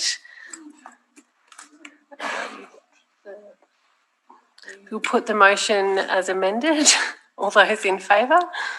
All those against? That's carried. Okay, everyone, just a reminder, we've got quite a few people hanging around waiting for the outcome of their reports. So we've got one more item and then we'll get to those reports. So the Audit, Risk, Value and Efficiency Committee meeting minutes. We have a brief presentation from the current Chair, David Powell. Would you like to come forward? Well, good evening, Thompson, elected members and ladies and gentlemen. I'm pleased to provide the presiding members report for the Audit, Risk, Value and Efficiency Committee, also known as ARVEC, for 2020. We met on 9 occasions during the period from October to October 2020. We consider a range of matters within terms of our reference, and that included amending the terms of reference this year to change our start times, to bring it back to an afternoon session to reduce and eliminate costs associated with running an evening meeting. So we are working on cost management there. This change will be reviewed in December 20 as part of the annual review of the terms of reference. There are a number of matters that we consider during the year, obviously in 9 meetings. In accordance with our duties under the Local Government Act, we meet with the auditors, BDO, in relation to the financial statements. And on the 12th of October, last Monday, we resolved that we're satisfied that the financial statements presented fairly the state of affairs of the council for the year ended June 2020. Now, my understanding is that that will be presented to you in a future meeting. I do commend you for an outcome better than budget in a very difficult year in relation to both COVID and also the outage that we have with ICT.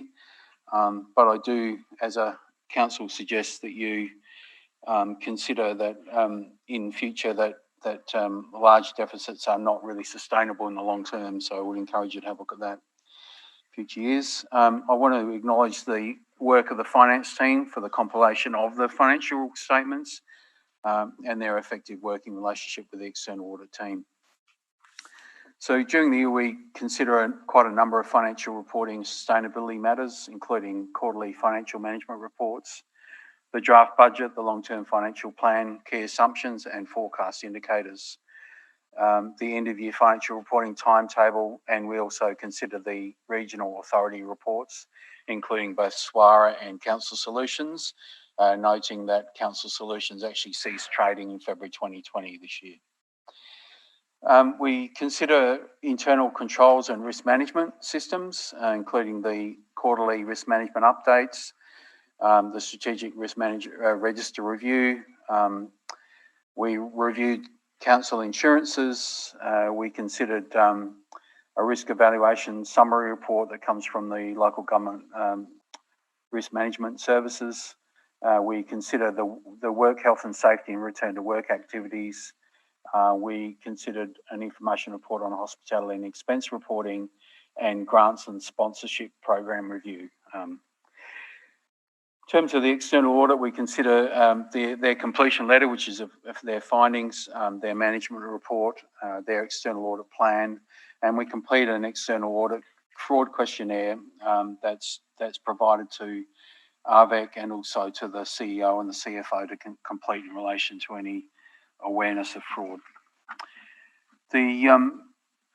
We also considered internal audit updates during the year. We reviewed reports on infrastructure asset register maintenance, a rates revenue assurance review, legislative compliance and a delegation awareness report. One of our functions is value and efficiency, and we considered quarterly reports in relation to improvement opportunities and certainly acknowledge the efforts in terms of trying to identify opportunities for improvements and savings within the organisation. We also consider the internal review applications under section 270 and we've considered a report on that. We obviously review our terms of reference, the annual performance review, this report and the work plan. We did consider aspects in relation to the systems outage in December. We've considered cliff top access and vegetation barriers on several occasions over the last 4 or 5 years, and building rules assessment report. In terms of membership of the committee, there was a change during the year. Councillor Cowan left the group, as did Councillor de Graaf as the proxy, and our current members are Councillor Eaton, Councillor O'Brien, Councillor Jamieson and Mayor Thompson as proxy, and we have an independent member, Peter Brass. And I'd certainly like to thank the members and management for their valuable contribution to the work of the committee this year. In the report, you'll see the number of meetings that were attended by the various members, essentially very good attendance records. And also, in accordance with the terms of reference, we review our annual performance against the terms of reference, and a summary of that is attached to this report. I will note that some of the comments are not necessarily in accordance with the terms of reference or the requirements of the Act, but it's something to be considered for future or terms of reference of the council. But as this is my last meeting, or will be in November, I have one more meeting. I'd like to thank you for the opportunity to serve the council in this way over a period of, I think it's 9 years. So I'd like to thank you for the opportunity. Thank you, David, and I think we might all like to thank you as well for your service over the last 9 years. We've appreciated the work that you've done, the commitment that you've continued to put in. So thank you for your service. Thank you. Thanks very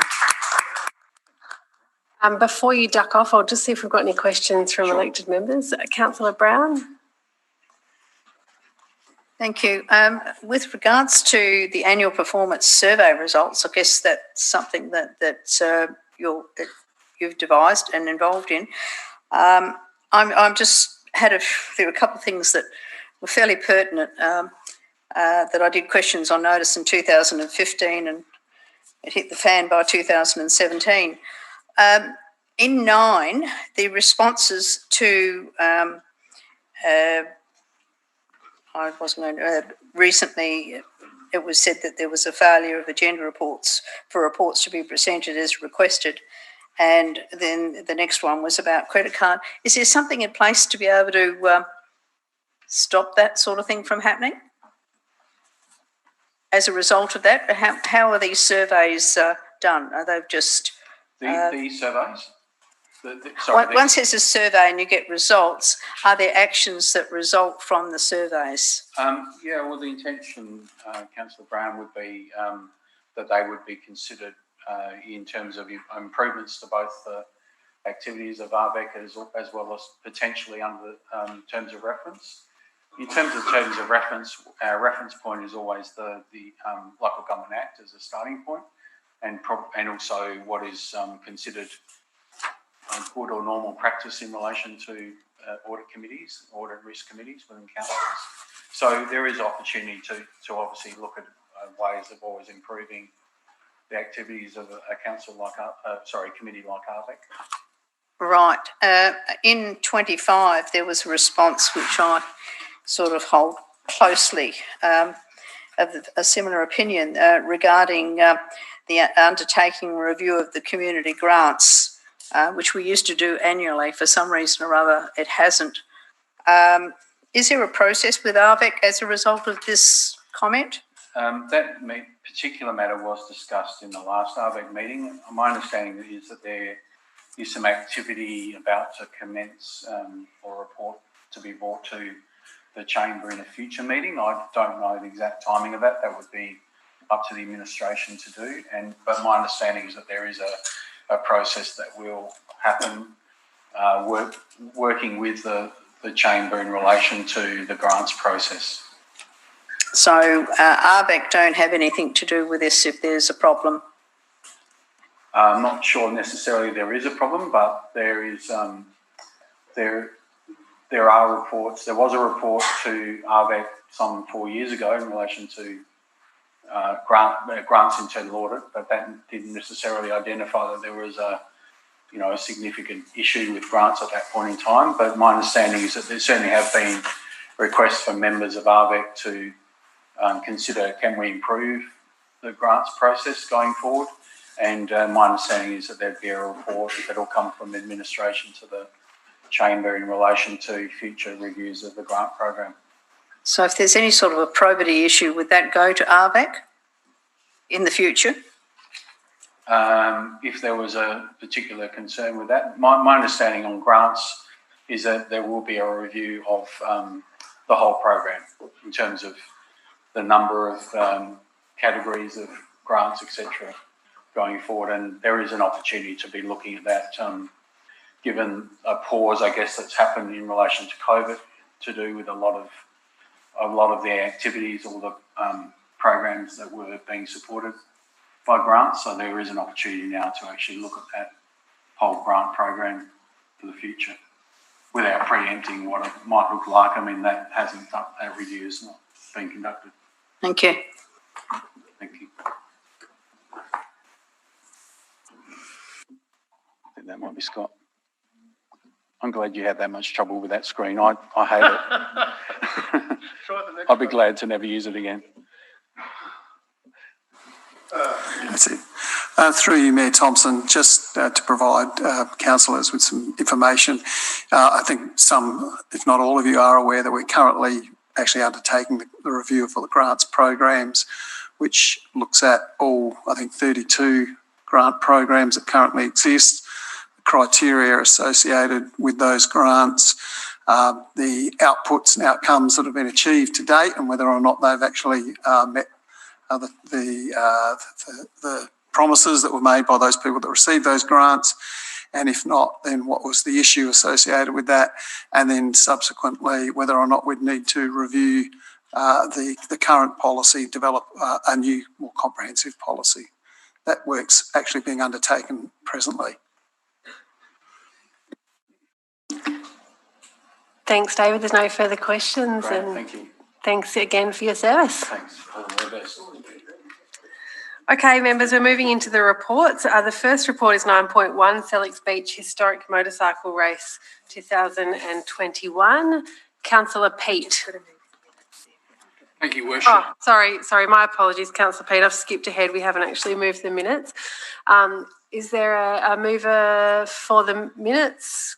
Deputy Mayor Eaton. Is there a seconder for those minutes? Councillor Jamieson. We'll go to vote. All those in favour? That's carried. Thank you. Over to 9.1, the Sellicks Beach Motorcycle Race, and Councillor Peat.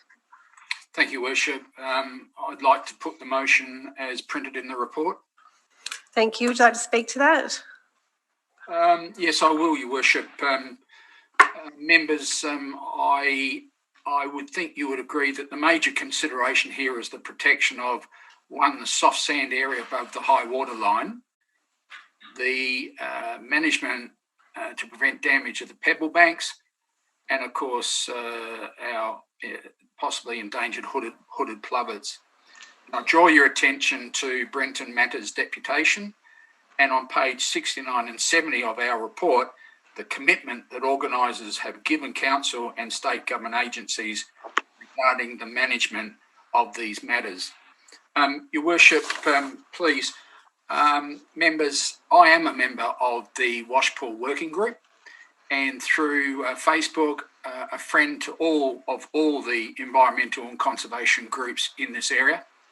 To my knowledge, I report that volunteers have not recorded any nesting of hooded plovers along this section of beach that the motorcycle race will be undertaken. What I can report to you is that there are 2 sets of hooded plovers nesting at Port Wollonga. More excitingly is that of the 2 pairs that are breeding, 2 of them are siblings of the breeding program last year in that same area.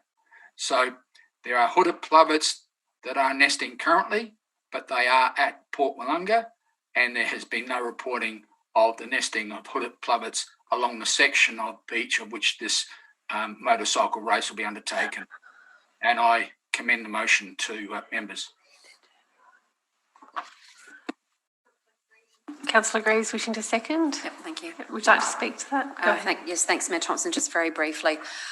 Look, I rise to absolutely support this event. My recollection from the decision made by council back in 2016-17 for this event was that the organisers of this event absolutely went above and beyond to try and meet all of the requirements, and they were significant requirements that council put to them to ensure not only the safety of the flora and the fauna, but also the safety of the participants and the safety of the people who also attended. The first year, I certainly recollect, was incredibly successful. And this organisation has gone on to actually continue to provide an outstanding event, which does draw not only a lot of people, but a lot of tourism dollars to this part of the city. So members, also responding to Councillor Peat's comments, I absolutely support them, and I'd urge you to continue to support what is a really unique event in South Australia. Councillor Bray. Thank you. I actually pushed my button to second, but yeah, I'll just say that this, along with other events that are conducted by organisations within our city, seem to be very professionally run. I'm not saying I'm not necessarily implying I even support them all, but whether I support them or not, they're certainly very professionally run by those who put them up. Thank you. Councillor Brown. I just have to say, what a report. It covers absolutely everything, and they've bent over backwards. And I have an environmental side and a thought for the plovers, and everything is covered, and I think it's brilliant from the reporting officer. Councillor McMahon. Thank you. To reiterate a few things that have been said tonight, I think if there's a bar that is the standard of the environment protection that should be put in place by event organisers, Brenton and his crew have gone well above that bar, and this event is actually something that we can hold up and be proud of, an event that can lead as a great way of showing other events how they can also meet this high bar to such a standard. I would also like to push this historic event, how much it does give back to the community. It was touched on a little bit in the deputation, but we have members here from the Aldinga Bay Surf Lifesaving Club.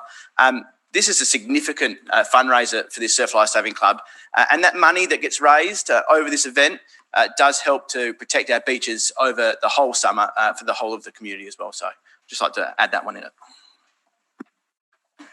Councillor de Graaf. Just a quick question. It's about this and the other event as well. If there was to be an issue with COVID, say if someone's had family that have visited from interstate, et cetera, worst case scenario, and I'm sure that wouldn't happen because things are pretty well controlled here. But is it the case that their insurance covers that and they are completely liable for that, and council is completely excluded from any liability?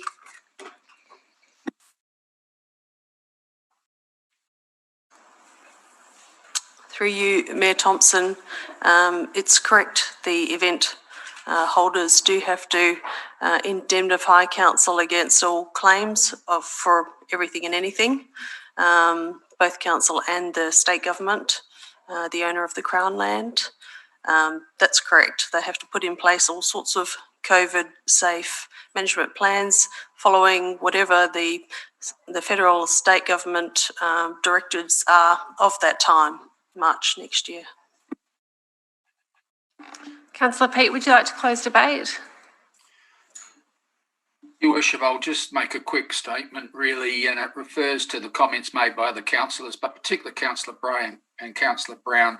And I think we should really commend the staff for the effort here. This is an excellent report, and it commenced with an intense community engagement process here, which is an attachment to this report. And I think we just underestimate the workload and the effort that staff have gone to facilitate this event with the organisers. So I think just on behalf of elected members, I'd like to thank staff for the effort they've put in here. Thanks, Councillor Peet. We'll go to vote. All those in favour? All those against? That's carried unanimously. Congratulations to those that are here in the gallery. Look forward to seeing you at that great event. Members, I know it's past 8:30, but if you don't mind, I'd like to push through to those items that people are still hanging around for. All okay to proceed with that direction? Great. So I'm now going to bring forward the motion on notice, 11.1, which is Councillor Tonkin's motion, Southern Women Matter. Councillor Tonkin, still happy to move that motion? Would you like to speak to the motion?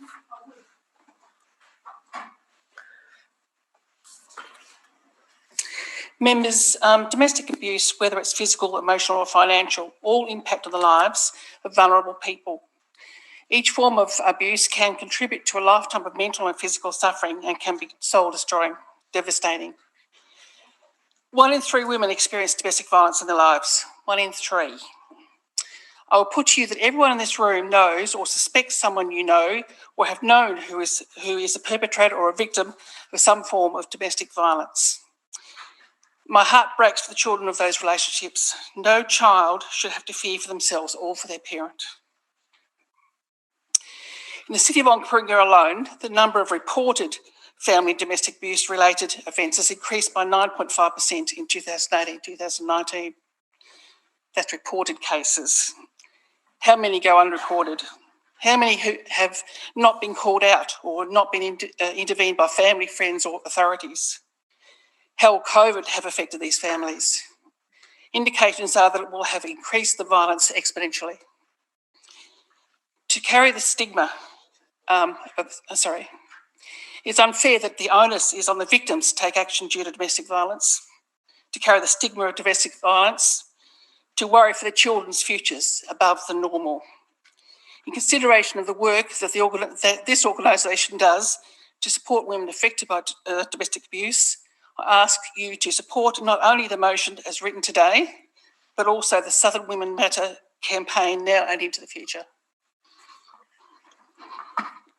Thank you. Councillor Similiotis wishing to second. Would you like to speak to that motion? Briefly. Go ahead. So I rise to support Councillor Tonkin and commend the motion that she's brought forward. I think a lot of people some may argue that signage is not really special or important. And I sit there and think about all the women who have, and young women as well, who have suffered through domestic violence of many forms that Councillor Tonkins has mentioned, and it's become the norm. And when it becomes the norm, you don't talk about it. And the importance of this signage, not just within this 16-day period, but maybe down the track we can consider this council putting them up more often, is sometimes when you drive by that signage 10 times, 20 times, 5 times, you think about a family member or someone you know that you should open up and speak to them and ask the question. Or you're someone who is going through domestic violence, but you are hiding it to protect the children or protect the ones you love, or it has, for some people, become the normal thing and you think this is the way things are supposed to be. So I think it's really important not only that we support this campaign, but maybe look into the future of having this signage up long term, just in our council, not even that long. I want to say in the last 2 years or so, we had one domestic violence incident that happened the street behind Coringa Way, Morpeth Vale, the street, the name eludes me, and then we had one under Bank Grove, Hackham West as well. And sometimes I think if that signage was up in prominent areas and people were driving by that signage and they thought about it time and time again, and maybe they would get the courage that so many don't before it's too late to speak to someone and start the conversation. So thank you, Councillor Tonkin. Councillor Bray. Yes, I'd like to speak in support of this and agree completely with what Councillor Themiliotis has said, but I'd just like to add a bit of background to the figure where 1 in 3 women are victims of violence. That comes from Australian Bureau of Statistics Personal Safety Survey, and in the context of domestic violence, we have to be a bit careful because that particular survey refers to the proportion of adult women who have experienced any type of physical violence at all, including the threat of violence. And that's not necessarily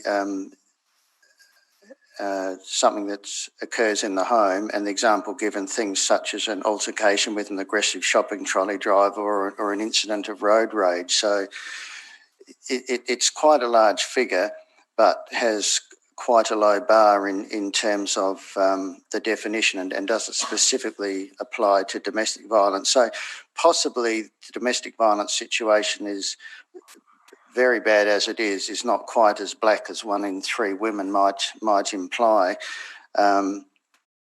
The ABS statistics show approximately 1.06% of women are physically assaulted by their partner or ex-partner each year in Australia. So that's the annual figure is about 1%. But going back to that 3%, that 1 in 3 figure of people who in their lifetime have been affected by violence, we need to bear in mind that the figure for men is worse. The figure for men is 1 in 2.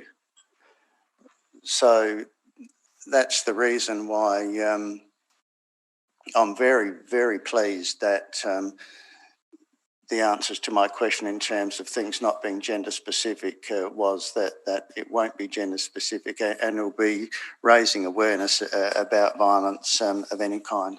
Thank you. Councillor Greaves. Yeah, thanks, Mayor Thompson. Look, I rise to support this as well, absolutely. And thank you very much for your comments, Councillor Bray, and just some clarity, I guess, around the issue being a lot broader than just violence against women. I just wanted to, I guess, ask a question of the Mayor. Last year you wrote to Michelle Lensink regarding the request to government for funding for establishing an outer southern community, southern domestic violence hub. Did we actually get a response to that request? And can you recall what that response was? From memory, we just got like an acknowledgement. So thanks for the letter, but no action forward. And so, I mean, I know in this motion it is fairly generic. We're writing to the Honourable Michelle Lensink, MLC. Is it your intention to, I guess, reiterate our support and possibly push it a bit further in terms of the non-response from last year, given the importance of this matter, and particularly given the increased prevalence of this matter while we've been in lockdown? I think it's really important that that fact also be, I guess, raised. Violence against women, violence against men, domestic violence in totality has increased, and that's been recognised internationally. So I think that, you know, if you're happy to actually include some commentary around that. Thank you. Yes, the letter has been drafted. I chose, when I brought this last month, not to include the letter because I thought it was a little, didn't want to assume that you would support it. Yeah, I'll share the letter with you should this get up. And yes, it does refer to the increase in the statistics through this year as a result of COVID. Absolutely. Yep. Councillor McMahon. Thank you, Mayor Thompson. Councillor Greaves has returned served and stolen my thunder and all my questions that time. I'll just quickly add on that I do rise to support this as well. And it's really important. I see this signage as a great way of starting and changing the conversation. We look at domestic violence almost sometimes through an outside lens of that might not necessarily happen to me, it doesn't happen to my family, but we are all friends, we are all neighbours, and the stats don't lie. The stats would say that someone in your life, whether you know it or not, is suffering from a domestic relationship in a domestic household.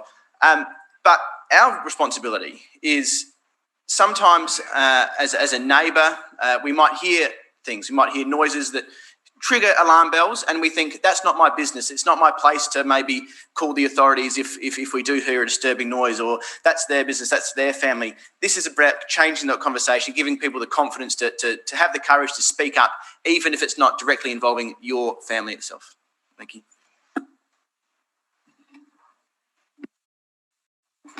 Councillor Tonkin, would you like to close debate? I'd just like to put the motion as written, please. Thank you. We'll go to vote. All those in favour? That's carried unanimously. And just before we go to break, one more item, item 9.2 is the temporary road closure Wollonga Hill Climb 2020. Councillor Greaves wishing to move. Yep, would you like to speak to that motion? Thanks. Very, very briefly. Members, as a resident of Wollonga, I certainly know that not only do our residents and our visitors, but our businesses also enjoy the support of these great events.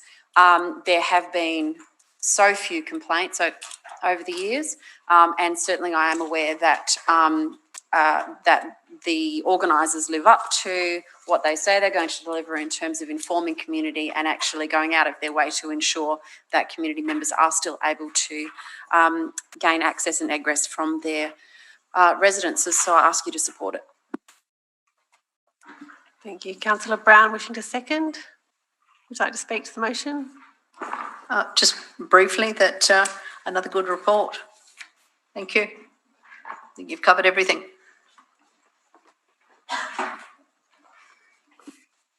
Councillor Bray.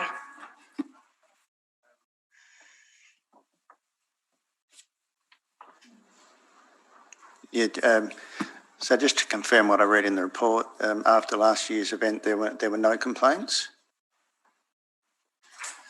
Through you, Mayor Thompson. None that we found on our records for that. So, and any other complaints from prior to that event were acknowledged in the report. Yeah. Councillors, after last year's event, I contacted people in Wodonga and said that if they had concerns or complaints, they really do need to communicate those to the staff to have them recorded. So it's clearly my understanding that that nobody has done that. So in the past, I've been very sensitive to this issue. There was an event like this held a couple of times in Clarendon, and to say it was terrible is an understatement. That the people in Wodonga are supporting this, and I haven't attended it, so I don't have an opinion on how it sounds to me, but what matters is that the people are satisfied that it's adequately run. So, yeah, thank you. Councillor Greaves, would you like to close? We'll go to vote. All those in favour? That's carried unanimously. Well done. Good night. Thanks for coming. See you at the event. Members, would you like to move us off to a 10-minute break? Someone like to move, please? Deputy Mayor Eaton and Councillor Smiliotis, all those in favour? It's carried. We'll come back at 9. Thank you. Welcome back, members. Just while we're waiting for some of the others to return to the gallery, I don't know if you've noticed, but we've been having some pretty serious technical difficulties this evening. Hopefully we've sorted it in the break, but appreciate your patience if not. Is my microphone's on. Councillor Smiliotis, will you Are we continuing? Are we going? I heard the ding ding. We're on? Yeah, we're on. So can I move? I haven't brought us to that motion yet, but All right. we'll start again, shall we? All right, kicking back off at 9.3, the Cherry Gardens Black Spot Agreement.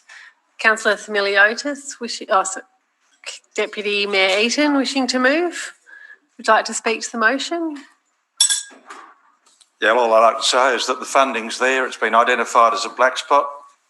So therefore, let's just go ahead and do it. One point I'd like to just raise is there was some concerns raised with the height of the barriers put in on Main Road. A few people were finding that the koalas couldn't get under. So can we just make sure that we don't hit that same problem when we do it, please? Thank you. Thank you. Councillor Smiliotis, wish to second.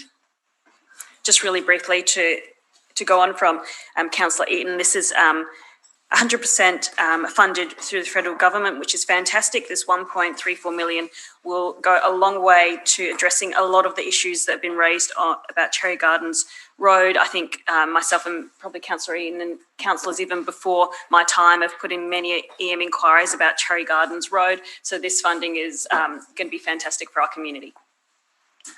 Councillor Bray.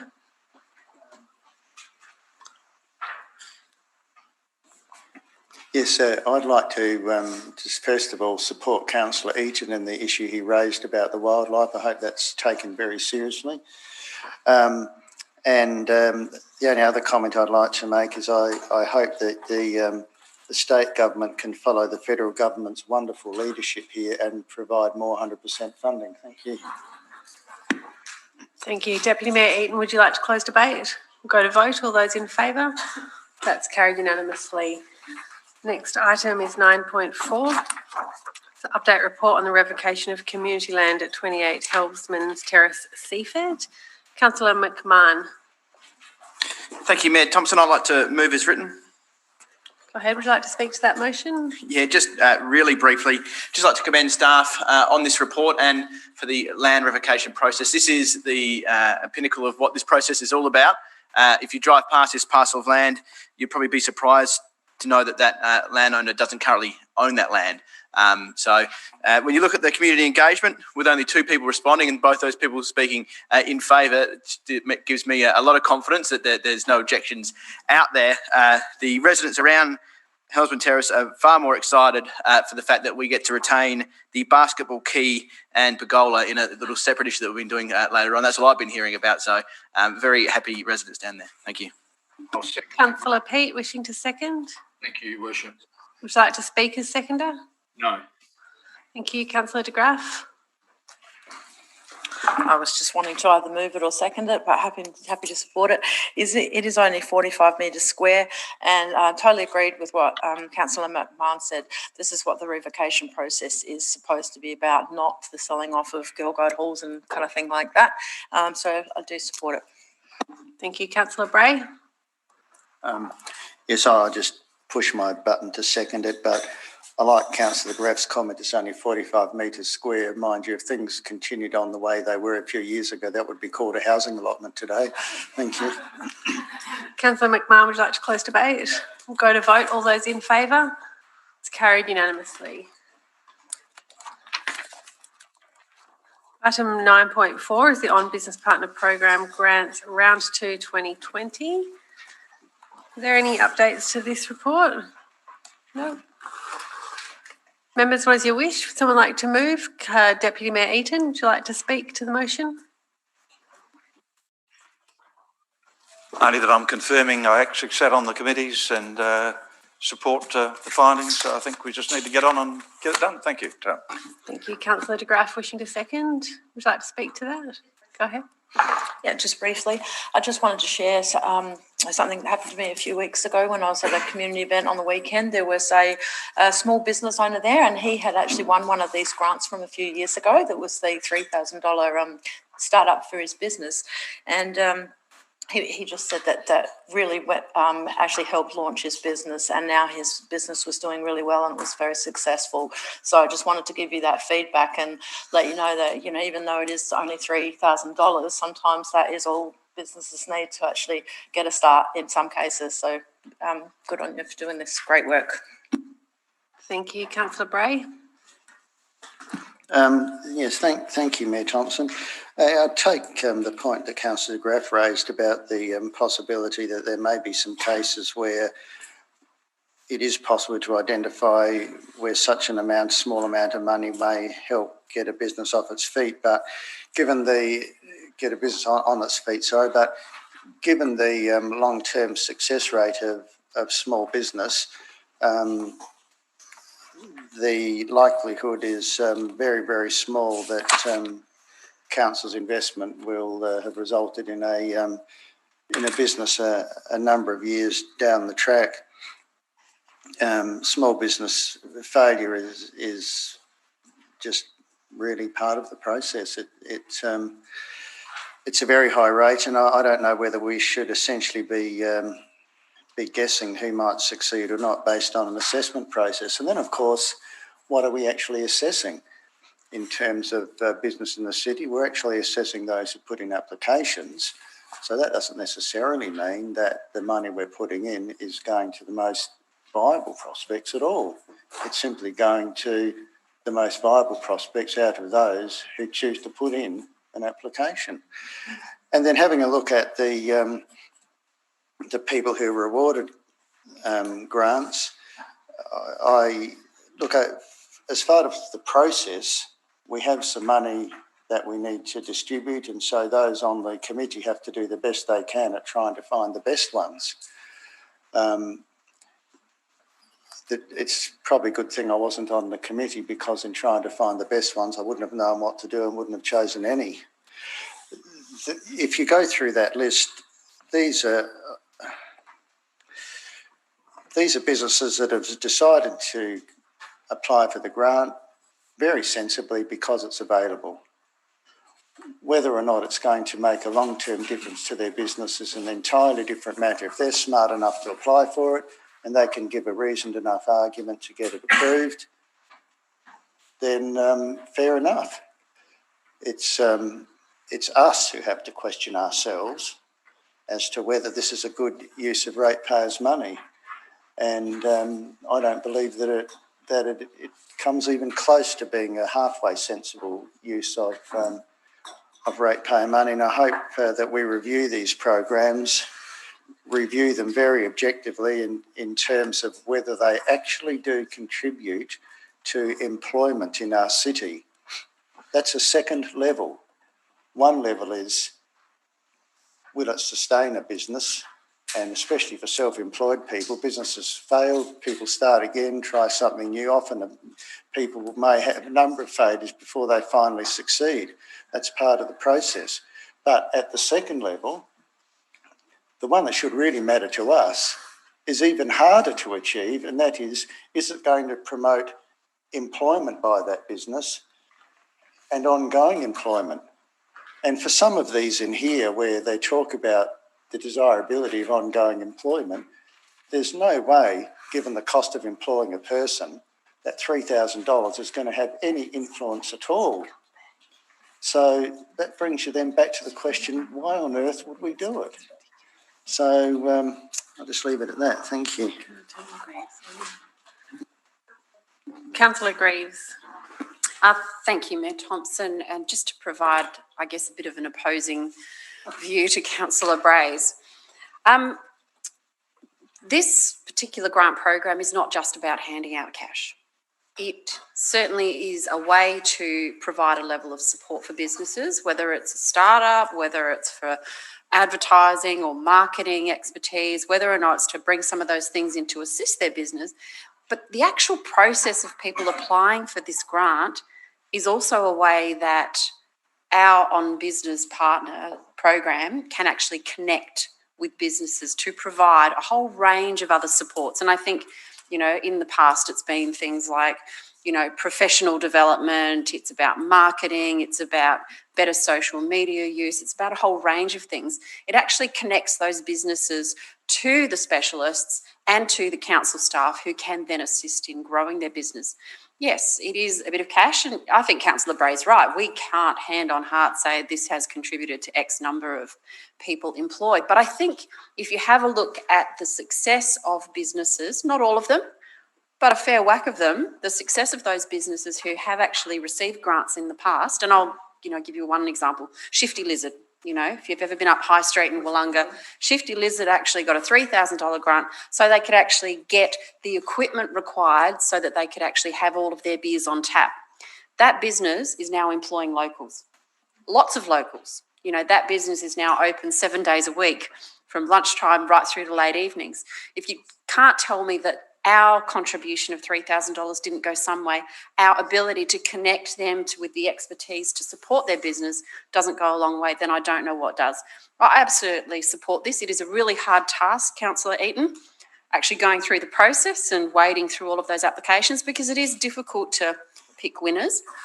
But I think every single one of those businesses who has made the effort to put in an application then goes on, whether or not they're successful, to also have the support of our on-business program. And I think that fundamentally is what this is about.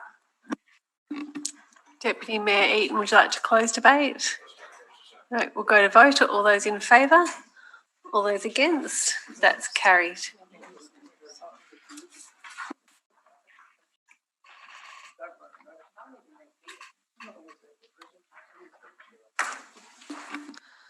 Item 9.6 is the quarterly financial update. Is there an update to this report? No. Councillor Peet wishing to move? Just a question of the officers, please, if you don't mind. Go ahead. Just in reference to dot point 3, the remark, obviously, that the carryover budget will be incorporated into the 2021 budget. I went right through the report. Can someone just give me a brief understanding of that? Is there a specific area within the budget it will be allocated to? How will that money be spread across different budget lines? Through you, Mayor Thompson. Councillor Peet, if you look at attachment 3 of the report, yep, it's got a list of all the carry forwards, which is broken down between operating, renewal and new and significant upgrade at individual level. Yeah, I just had problem understanding it. So. All right. Thank you. Councillor Brown wishing to move, or did you have a question? Happy to move? Would you like to speak as the mover? Can you turn her on, please? I've had extensive questions earlier today. Just reinforce that I have concern with the carry forwards. We seem to have them every year, and admittedly it's less this carry forward than it was prior. But I just wonder whether we're a little bit overzealous with some of our projects sometimes if we've got so many carry forwards, such a low extensive amount of money. It's just a comment on it that can be taken on board. And the budget impact of the 5.95 million operating deficit on the original budget, the effects that it has, and that we in the chamber need to have the discipline to manage it. Other than that, yes, good report. Thank you. Members, is there a seconder for the motion? Councillor Jamieson, would you like to speak as seconder? There doesn't appear to be any further debate. Councillor Brown, did you wish to close? Or are you happy? Yes.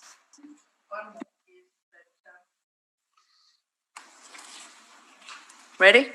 Firing? Able? Good. On page 313, the significant financial risks. Just wondering from, and it may be the CEO that can let us know on this one, the housing stock transfers to NGO housing associations, there was a hold on it, and I had emailed the minister, gosh, when I think there was a change in government, but it had a lot of impacts with the handing over of the public housing stock and mandating that it was 75% rebate that council had to pay, and on one particular year it was $1 million.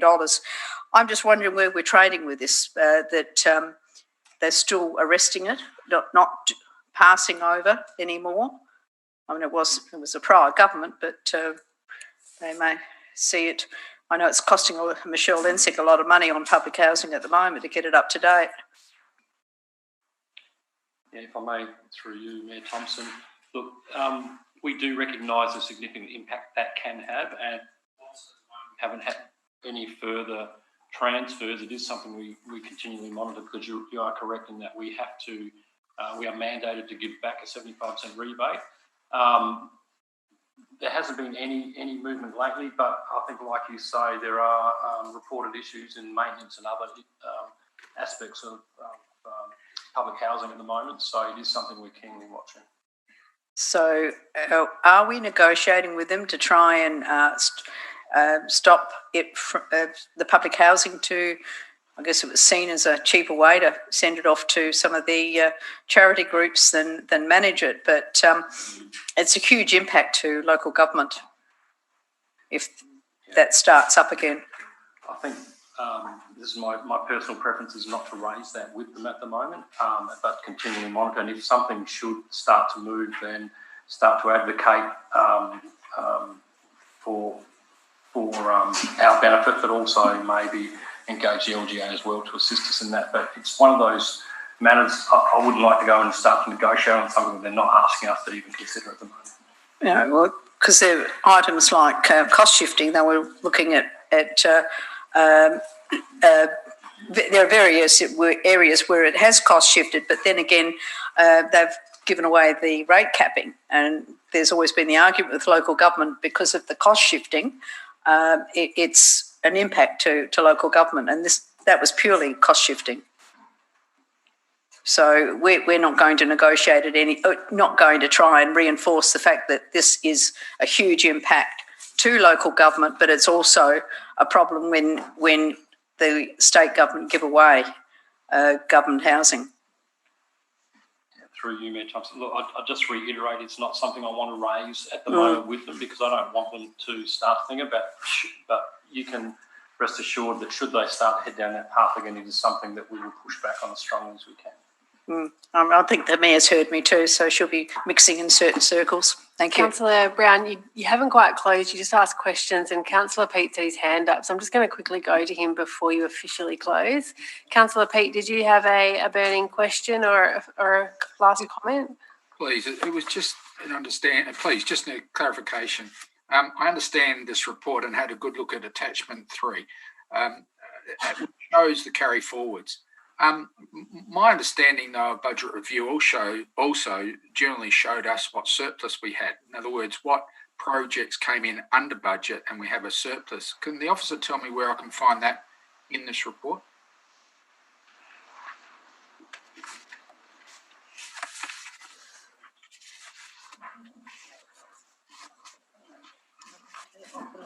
Turn it off and on again.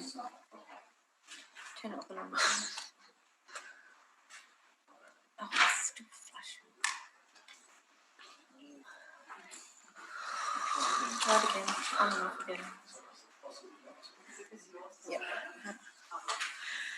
Thank you. Through you, Mayor Thompson. Councillor Peet, if you look on page, must be page 3, the executive summary of the report. Page 3? Attachment 1, page 3. Attachment 1. Yeah. So that goes through the variances to budget, the savings, operating capital, etc. And the salary savings and productivity targets we've met, that sort of thing. So cut to the quick. How much in surplus is there from budget for review?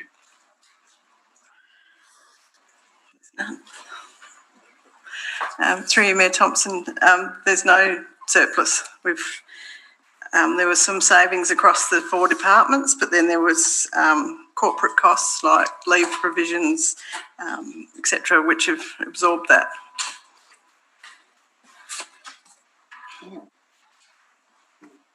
Okay. Interesting. Thank you. Councillor Brown, did you have anything further to add to your closing debate? Thank you. We'll go to vote. All those in favour? All those against? That's carried. Item 9.7 is Council's responses to COVID-19. No updates to this report? No. Councillor Olsen. I move the motion, please. Moving as written. I'll move it with the little change that I've given staff, and the first bit in 2, which approves the extension of time to pay. Thank you. We'll just bring that up.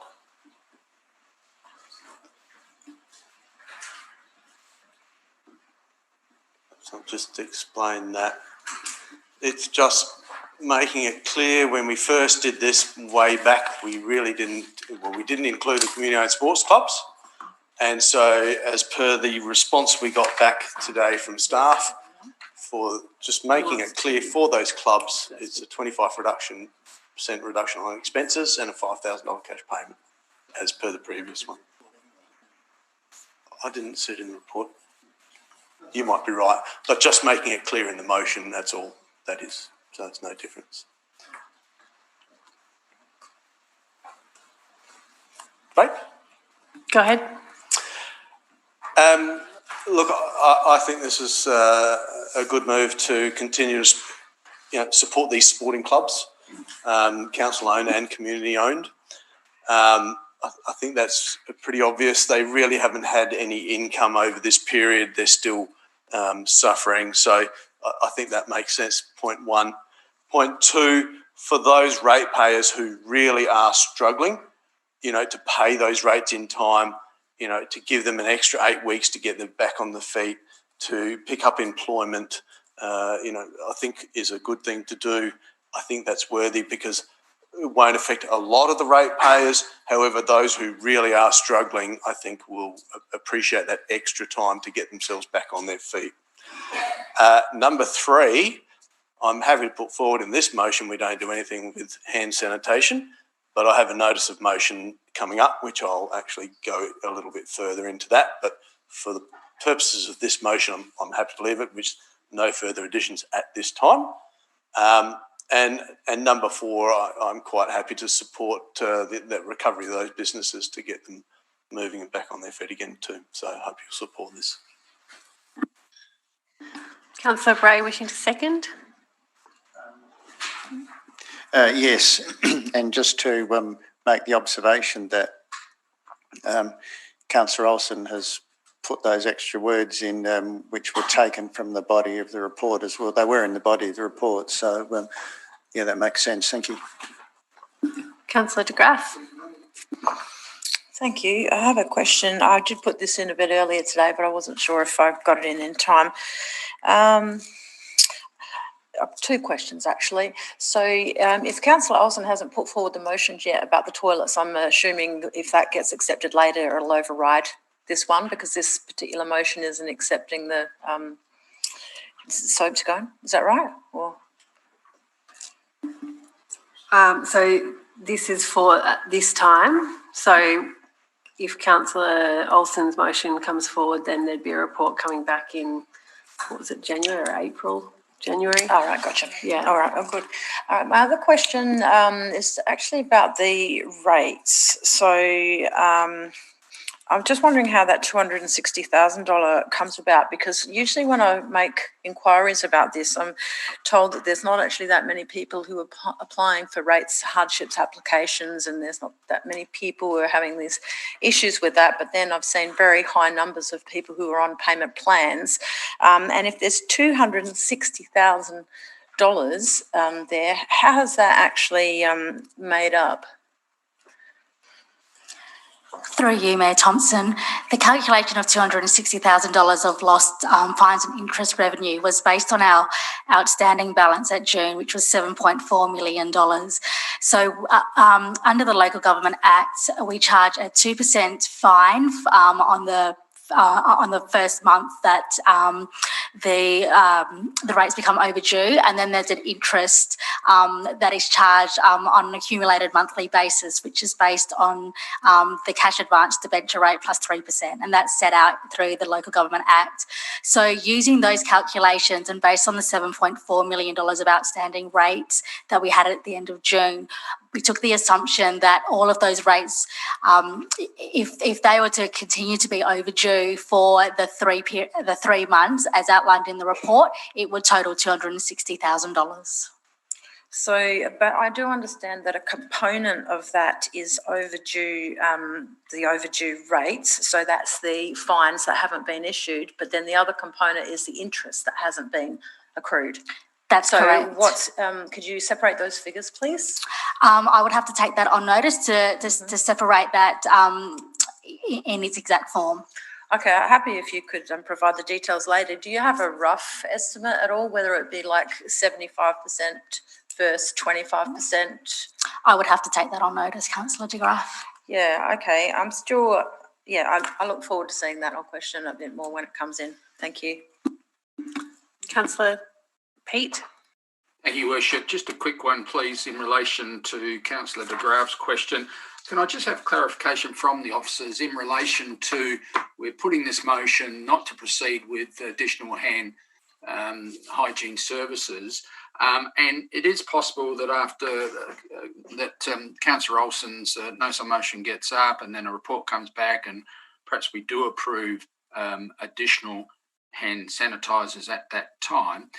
Is there to be a duration of time between accepting this report and therefore amending the report with a new decision, or will it require a rescind motion? What's the actual procedural matter with this?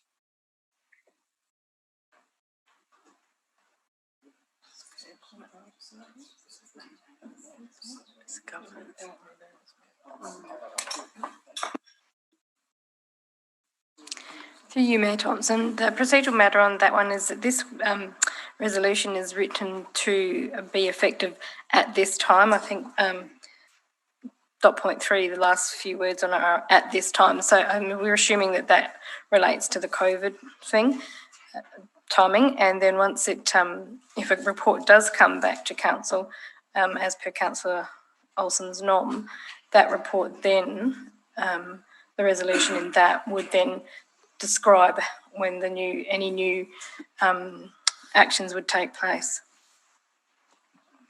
So I don't believe a rescission motion would be required. Okay, thank you. Councillor Brown. Thank you. Just a question with regards to what we're spending, the 400,000 on financial impacts of COVID, and then on page 343, the hand hygiene services in public toilets. And I think most of us are fairly well aware that vandalism is, and some people's hygiene standards are far different to others. Do we have any idea of the costs of vandalism to the toilets? Because we've got another motion coming up, and I think if we had sufficient information, it would be helpful.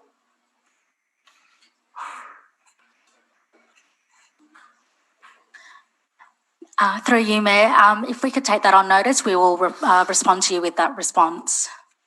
Okay. Yeah, in other words, it's just that what we're doing in our hand hygiene services in public toilets, what's involved, I think that we'll take that on board for something later on. Thank you. Yeah, well, I think as you'd be aware, Councillor Olsen has a motion coming forward which calls for a report, and I imagine that report would detail that information. Councillor de Graaf. Sorry, I had one more question.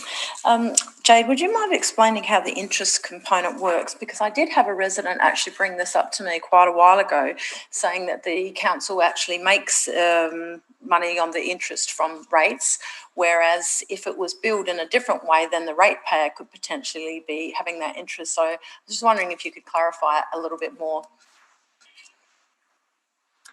So through you, Mayor Thompson, interest is budget. We budget for a component of interest from outstanding rates. So effectively, you could say that the ratepayer is receiving a benefit from it because we are taking that interest as a source of revenue and therefore not increasing rates to gain that revenue. But that's because we charge the rates in advance rather than at the end of the year. Is that right? Is that why interest gets accrued? If I may, through you, Mayor Thompson, no, we don't charge in advance. Rates become due each quarter. So, and the interest is charged on the amounts outstanding after they become due. So, under the Act, we have to charge that 2% per month,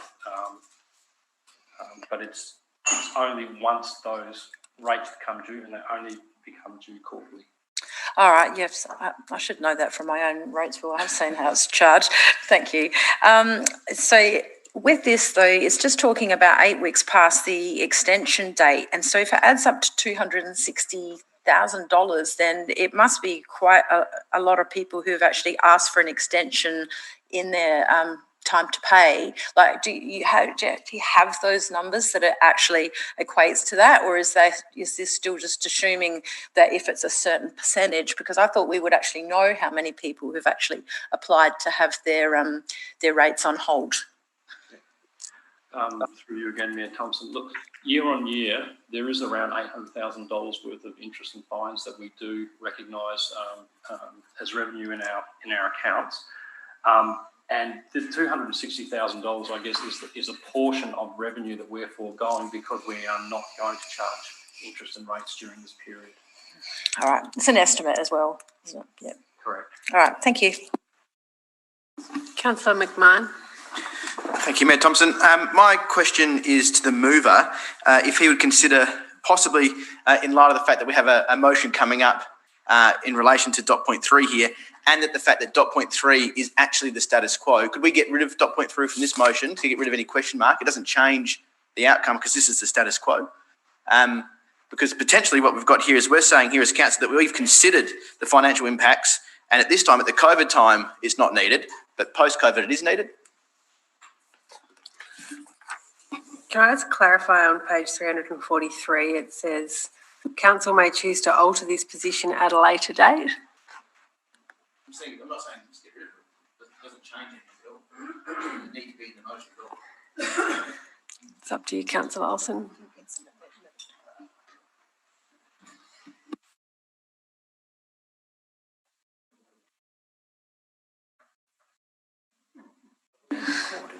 It would be required to be an amendment. It's too big a of a change. So if you think it's worthwhile, Councillor McMahon, is that, are you wishing to move an amendment?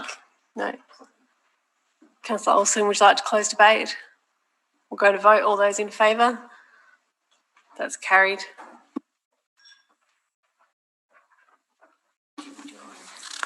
(9.8) is confidential items. Don't believe there's any updates to this report. Councillor Olsen wishing to move. Would you like to speak as the mover?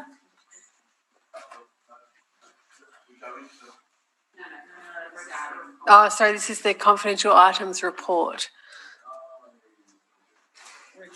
relating to the release of confidential items. No. Councillor Peat wishing to move? No, just a question, Your Worship. Go ahead.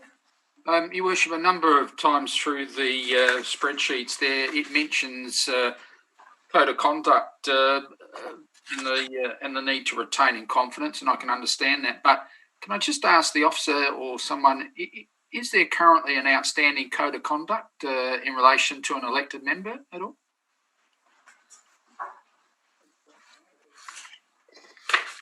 Through you, Mayor Thompson, there is no outstanding report that is required to be presented to Council on a code of conduct. Okay, thank you. Is anyone wishing to move this motion? Councillor Greaves, would you like to speak to the motion? No. Councillor Jamieson wanting to second. Councillor Olsen, you've still got your button pressed. Are you interested in speaking or no? No, we'll go to vote. All those in favour? That's carried.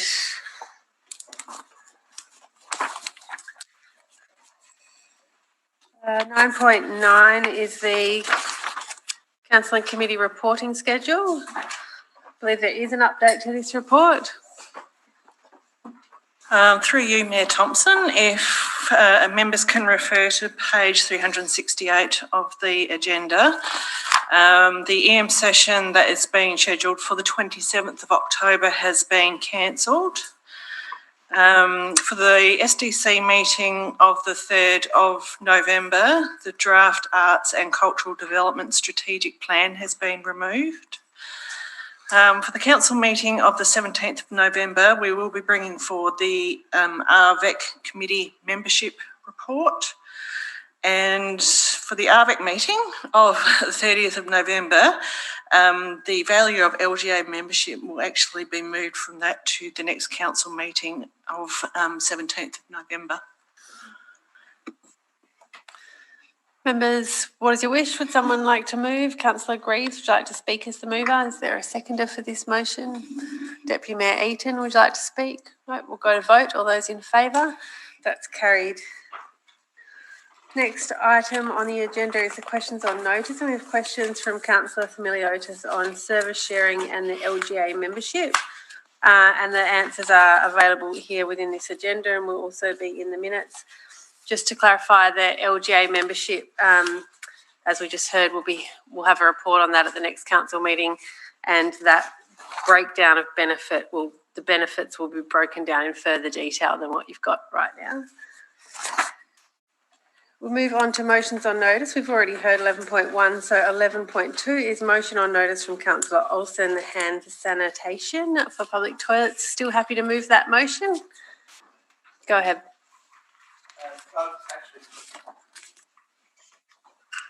Can you turn him on, please? Just a change to that motion, if I could. Can I have that by December 2020, please? Now, because the previous COVID report had a lot of the data, so everything I'm kind of asking here, we have the data on the toilets, the cost for install, the maintenance, all that. It's not starting from scratch. So talking to the director responsible for this, is quite confident this could be achieved for the December meeting. So, look, I've had quite a bit of feedback from the community regarding the lack of soap dispensers within our public toilets, and it obviously heightened through COVID. And I think it's an expectation to the community now. I think our community expect this. You know, I think there's a shift in the sanitation and the hygiene of people. And what this is asking for is a report to come back to looking at, those high use toilets, along our coastal paths, the Coast of Vines, the Adventure Playground, Port Noarlunga, Wilfred Taylor Reserve Playgrounds, those high use facilities, to identify which one of those might actually be suitable for hand sanitation.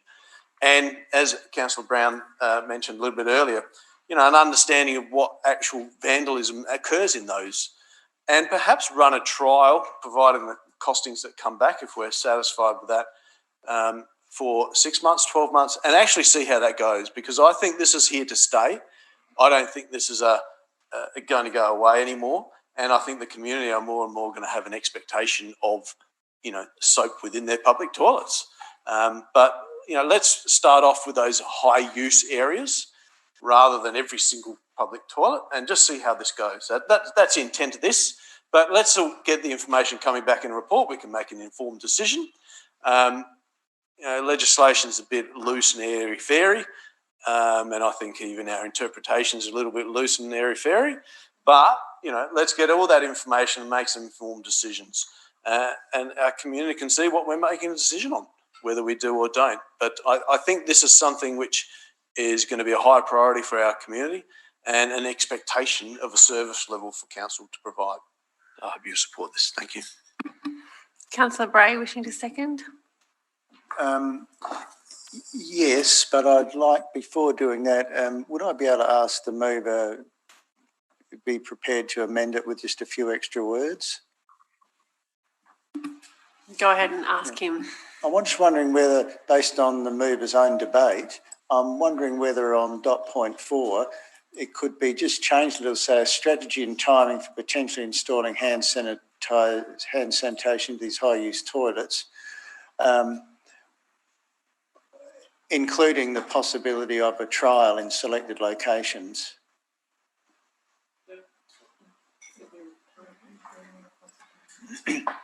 And with the addition of those few words, I'd like to support it. Thank you. Thank you. Councillor Brown? Yes, sir. Do I get this? Oh, sorry. I thought your debate was over, seeing as you sat down, but sorry, not I was finished? just waiting for the typing. I'm lazy, sorry. Go ahead. Yeah, look, I can see both sides of this. I can see why the staff reached the conclusion they have, and also understand Councillor Olsen's point. I noticed while travelling around recently that across quite a few councils in South Australia and Queensland, it was pretty variable.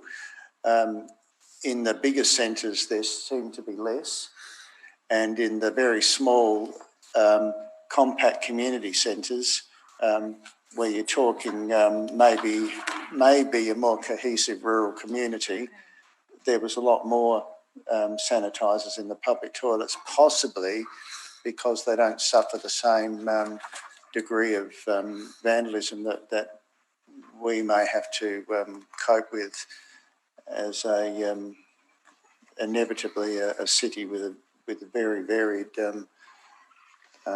social groupings. So a trial, I think, might be a way to see how we might go. Thanks. Councillor Brown? Do we know what other councils are doing? Something that we're in light of, we measure ourselves with Port Adelaide Enfield, they're a similar area, or adjoining Council Marion. Have we got any concept of what Sure, we'll learn more about that when the report comes back, but... well, they can come back with that, that's fine. Yeah. We don't need to know it right now. Yeah, thank you. Councillor de Graaf? Thanks. I've got a couple of questions, so I just want to be careful these don't cross over into debate, because I would like to debate as well. I'm trying to understand what was in the report. So the difference between vandalism and cakes of soap going missing. So, yeah, I'm wondering if there could be some. I was understanding that the bits of soap are actually just going missing. So that's different from vandalism. Can I get some comment on that?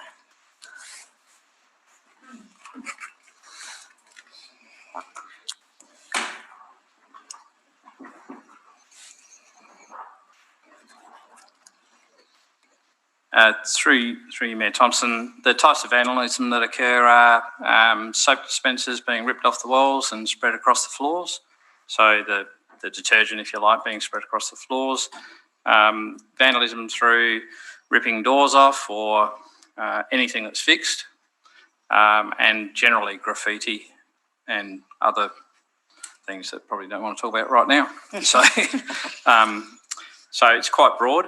What I'd look to do with this report, and I've taken some notes while discussions have been occurring, given the NOM is concentrating on high-use toilets, we would probably look to concentrate on those and try and provide you with a level of what sort of vandalism occurs generally, but then try and restrict into that actual topic that's being requested. Yes. So we'll provide all of that information as part of the report coming back. So the high-use toilets, I take it, are the ones that haven't really been vandalised. So the ones that are being vandalised, they're the ones that council doesn't really want to put the soap into. So do you have a list of the suburbs that you are planning to actually service? Through you, Mayor Thompson, the report will outline a high-use toilet from this, from our description, if you like, and it's probably good to get some clarity around that. Would be things like Whitton Centre, Jubilee Playground, Nash Walk at Moana, Waring Street, toilets at Waring Street. We also have some locations that are very seasonal, where you'll get higher usage in summer months. And we have that sort of data through, obviously, the amount of cleaning that we do in those. We can certainly provide that back. All right, while I've got you here and we're discussing the toilets, I have had a group actually ask me about the toilets in Old Ranella, that there's never any soap in there. So I would hope that might be one of the ones that might get some soap. But also that it closes at 10 o'clock. And if they have meetings that are running later, I think it might have been closed earlier than that. But if there's a community group that's using those toilets and the meeting runs later than the toilets close, can the key potentially be left with a community group? From my understanding, a lot of those are time closures from an automated system. Okay. So I'd need to have a look into that specific item if you'd like to provide me with the details at a later Sure. date. Yeah, we'll do. Okay, so if I could do my debate, please. I would hope at some point or other that we could look into soap for the rest of the toilets that are around the regions as well. And because it depends on the level of vandalism, but if people are just taking soap because it's, say, low socioeconomic area and people are needing soap, if the council staff are going out to the toilets every 24 hours and checking on that place anyway, I wouldn't have thought just putting out a cake of soap while they're there would be a big deal. So I'd be very interested to see the results come back from this report, and hope that at some point it could be extended out to the rest of the toilets, or at least most of the rest of the toilets as well. I am in support of this though. Councillor Brown. I'll handle it out of the meeting, thank you. Thank you, Councillor Olsen. Would you like to close debate? No, thank you. Okay, we'll go to vote. All those in favour? All those against? That's carried unanimously. All right, we'll move on. There's no petitions. Is there any urgent business? No urgent business, so we'll move on to confidential items. Members, would someone like to move us into confidence for item 14.1? Thanks, Councillor Brown. Is there a seconder for that? Councillor de Graaf. All those in favour? That's carried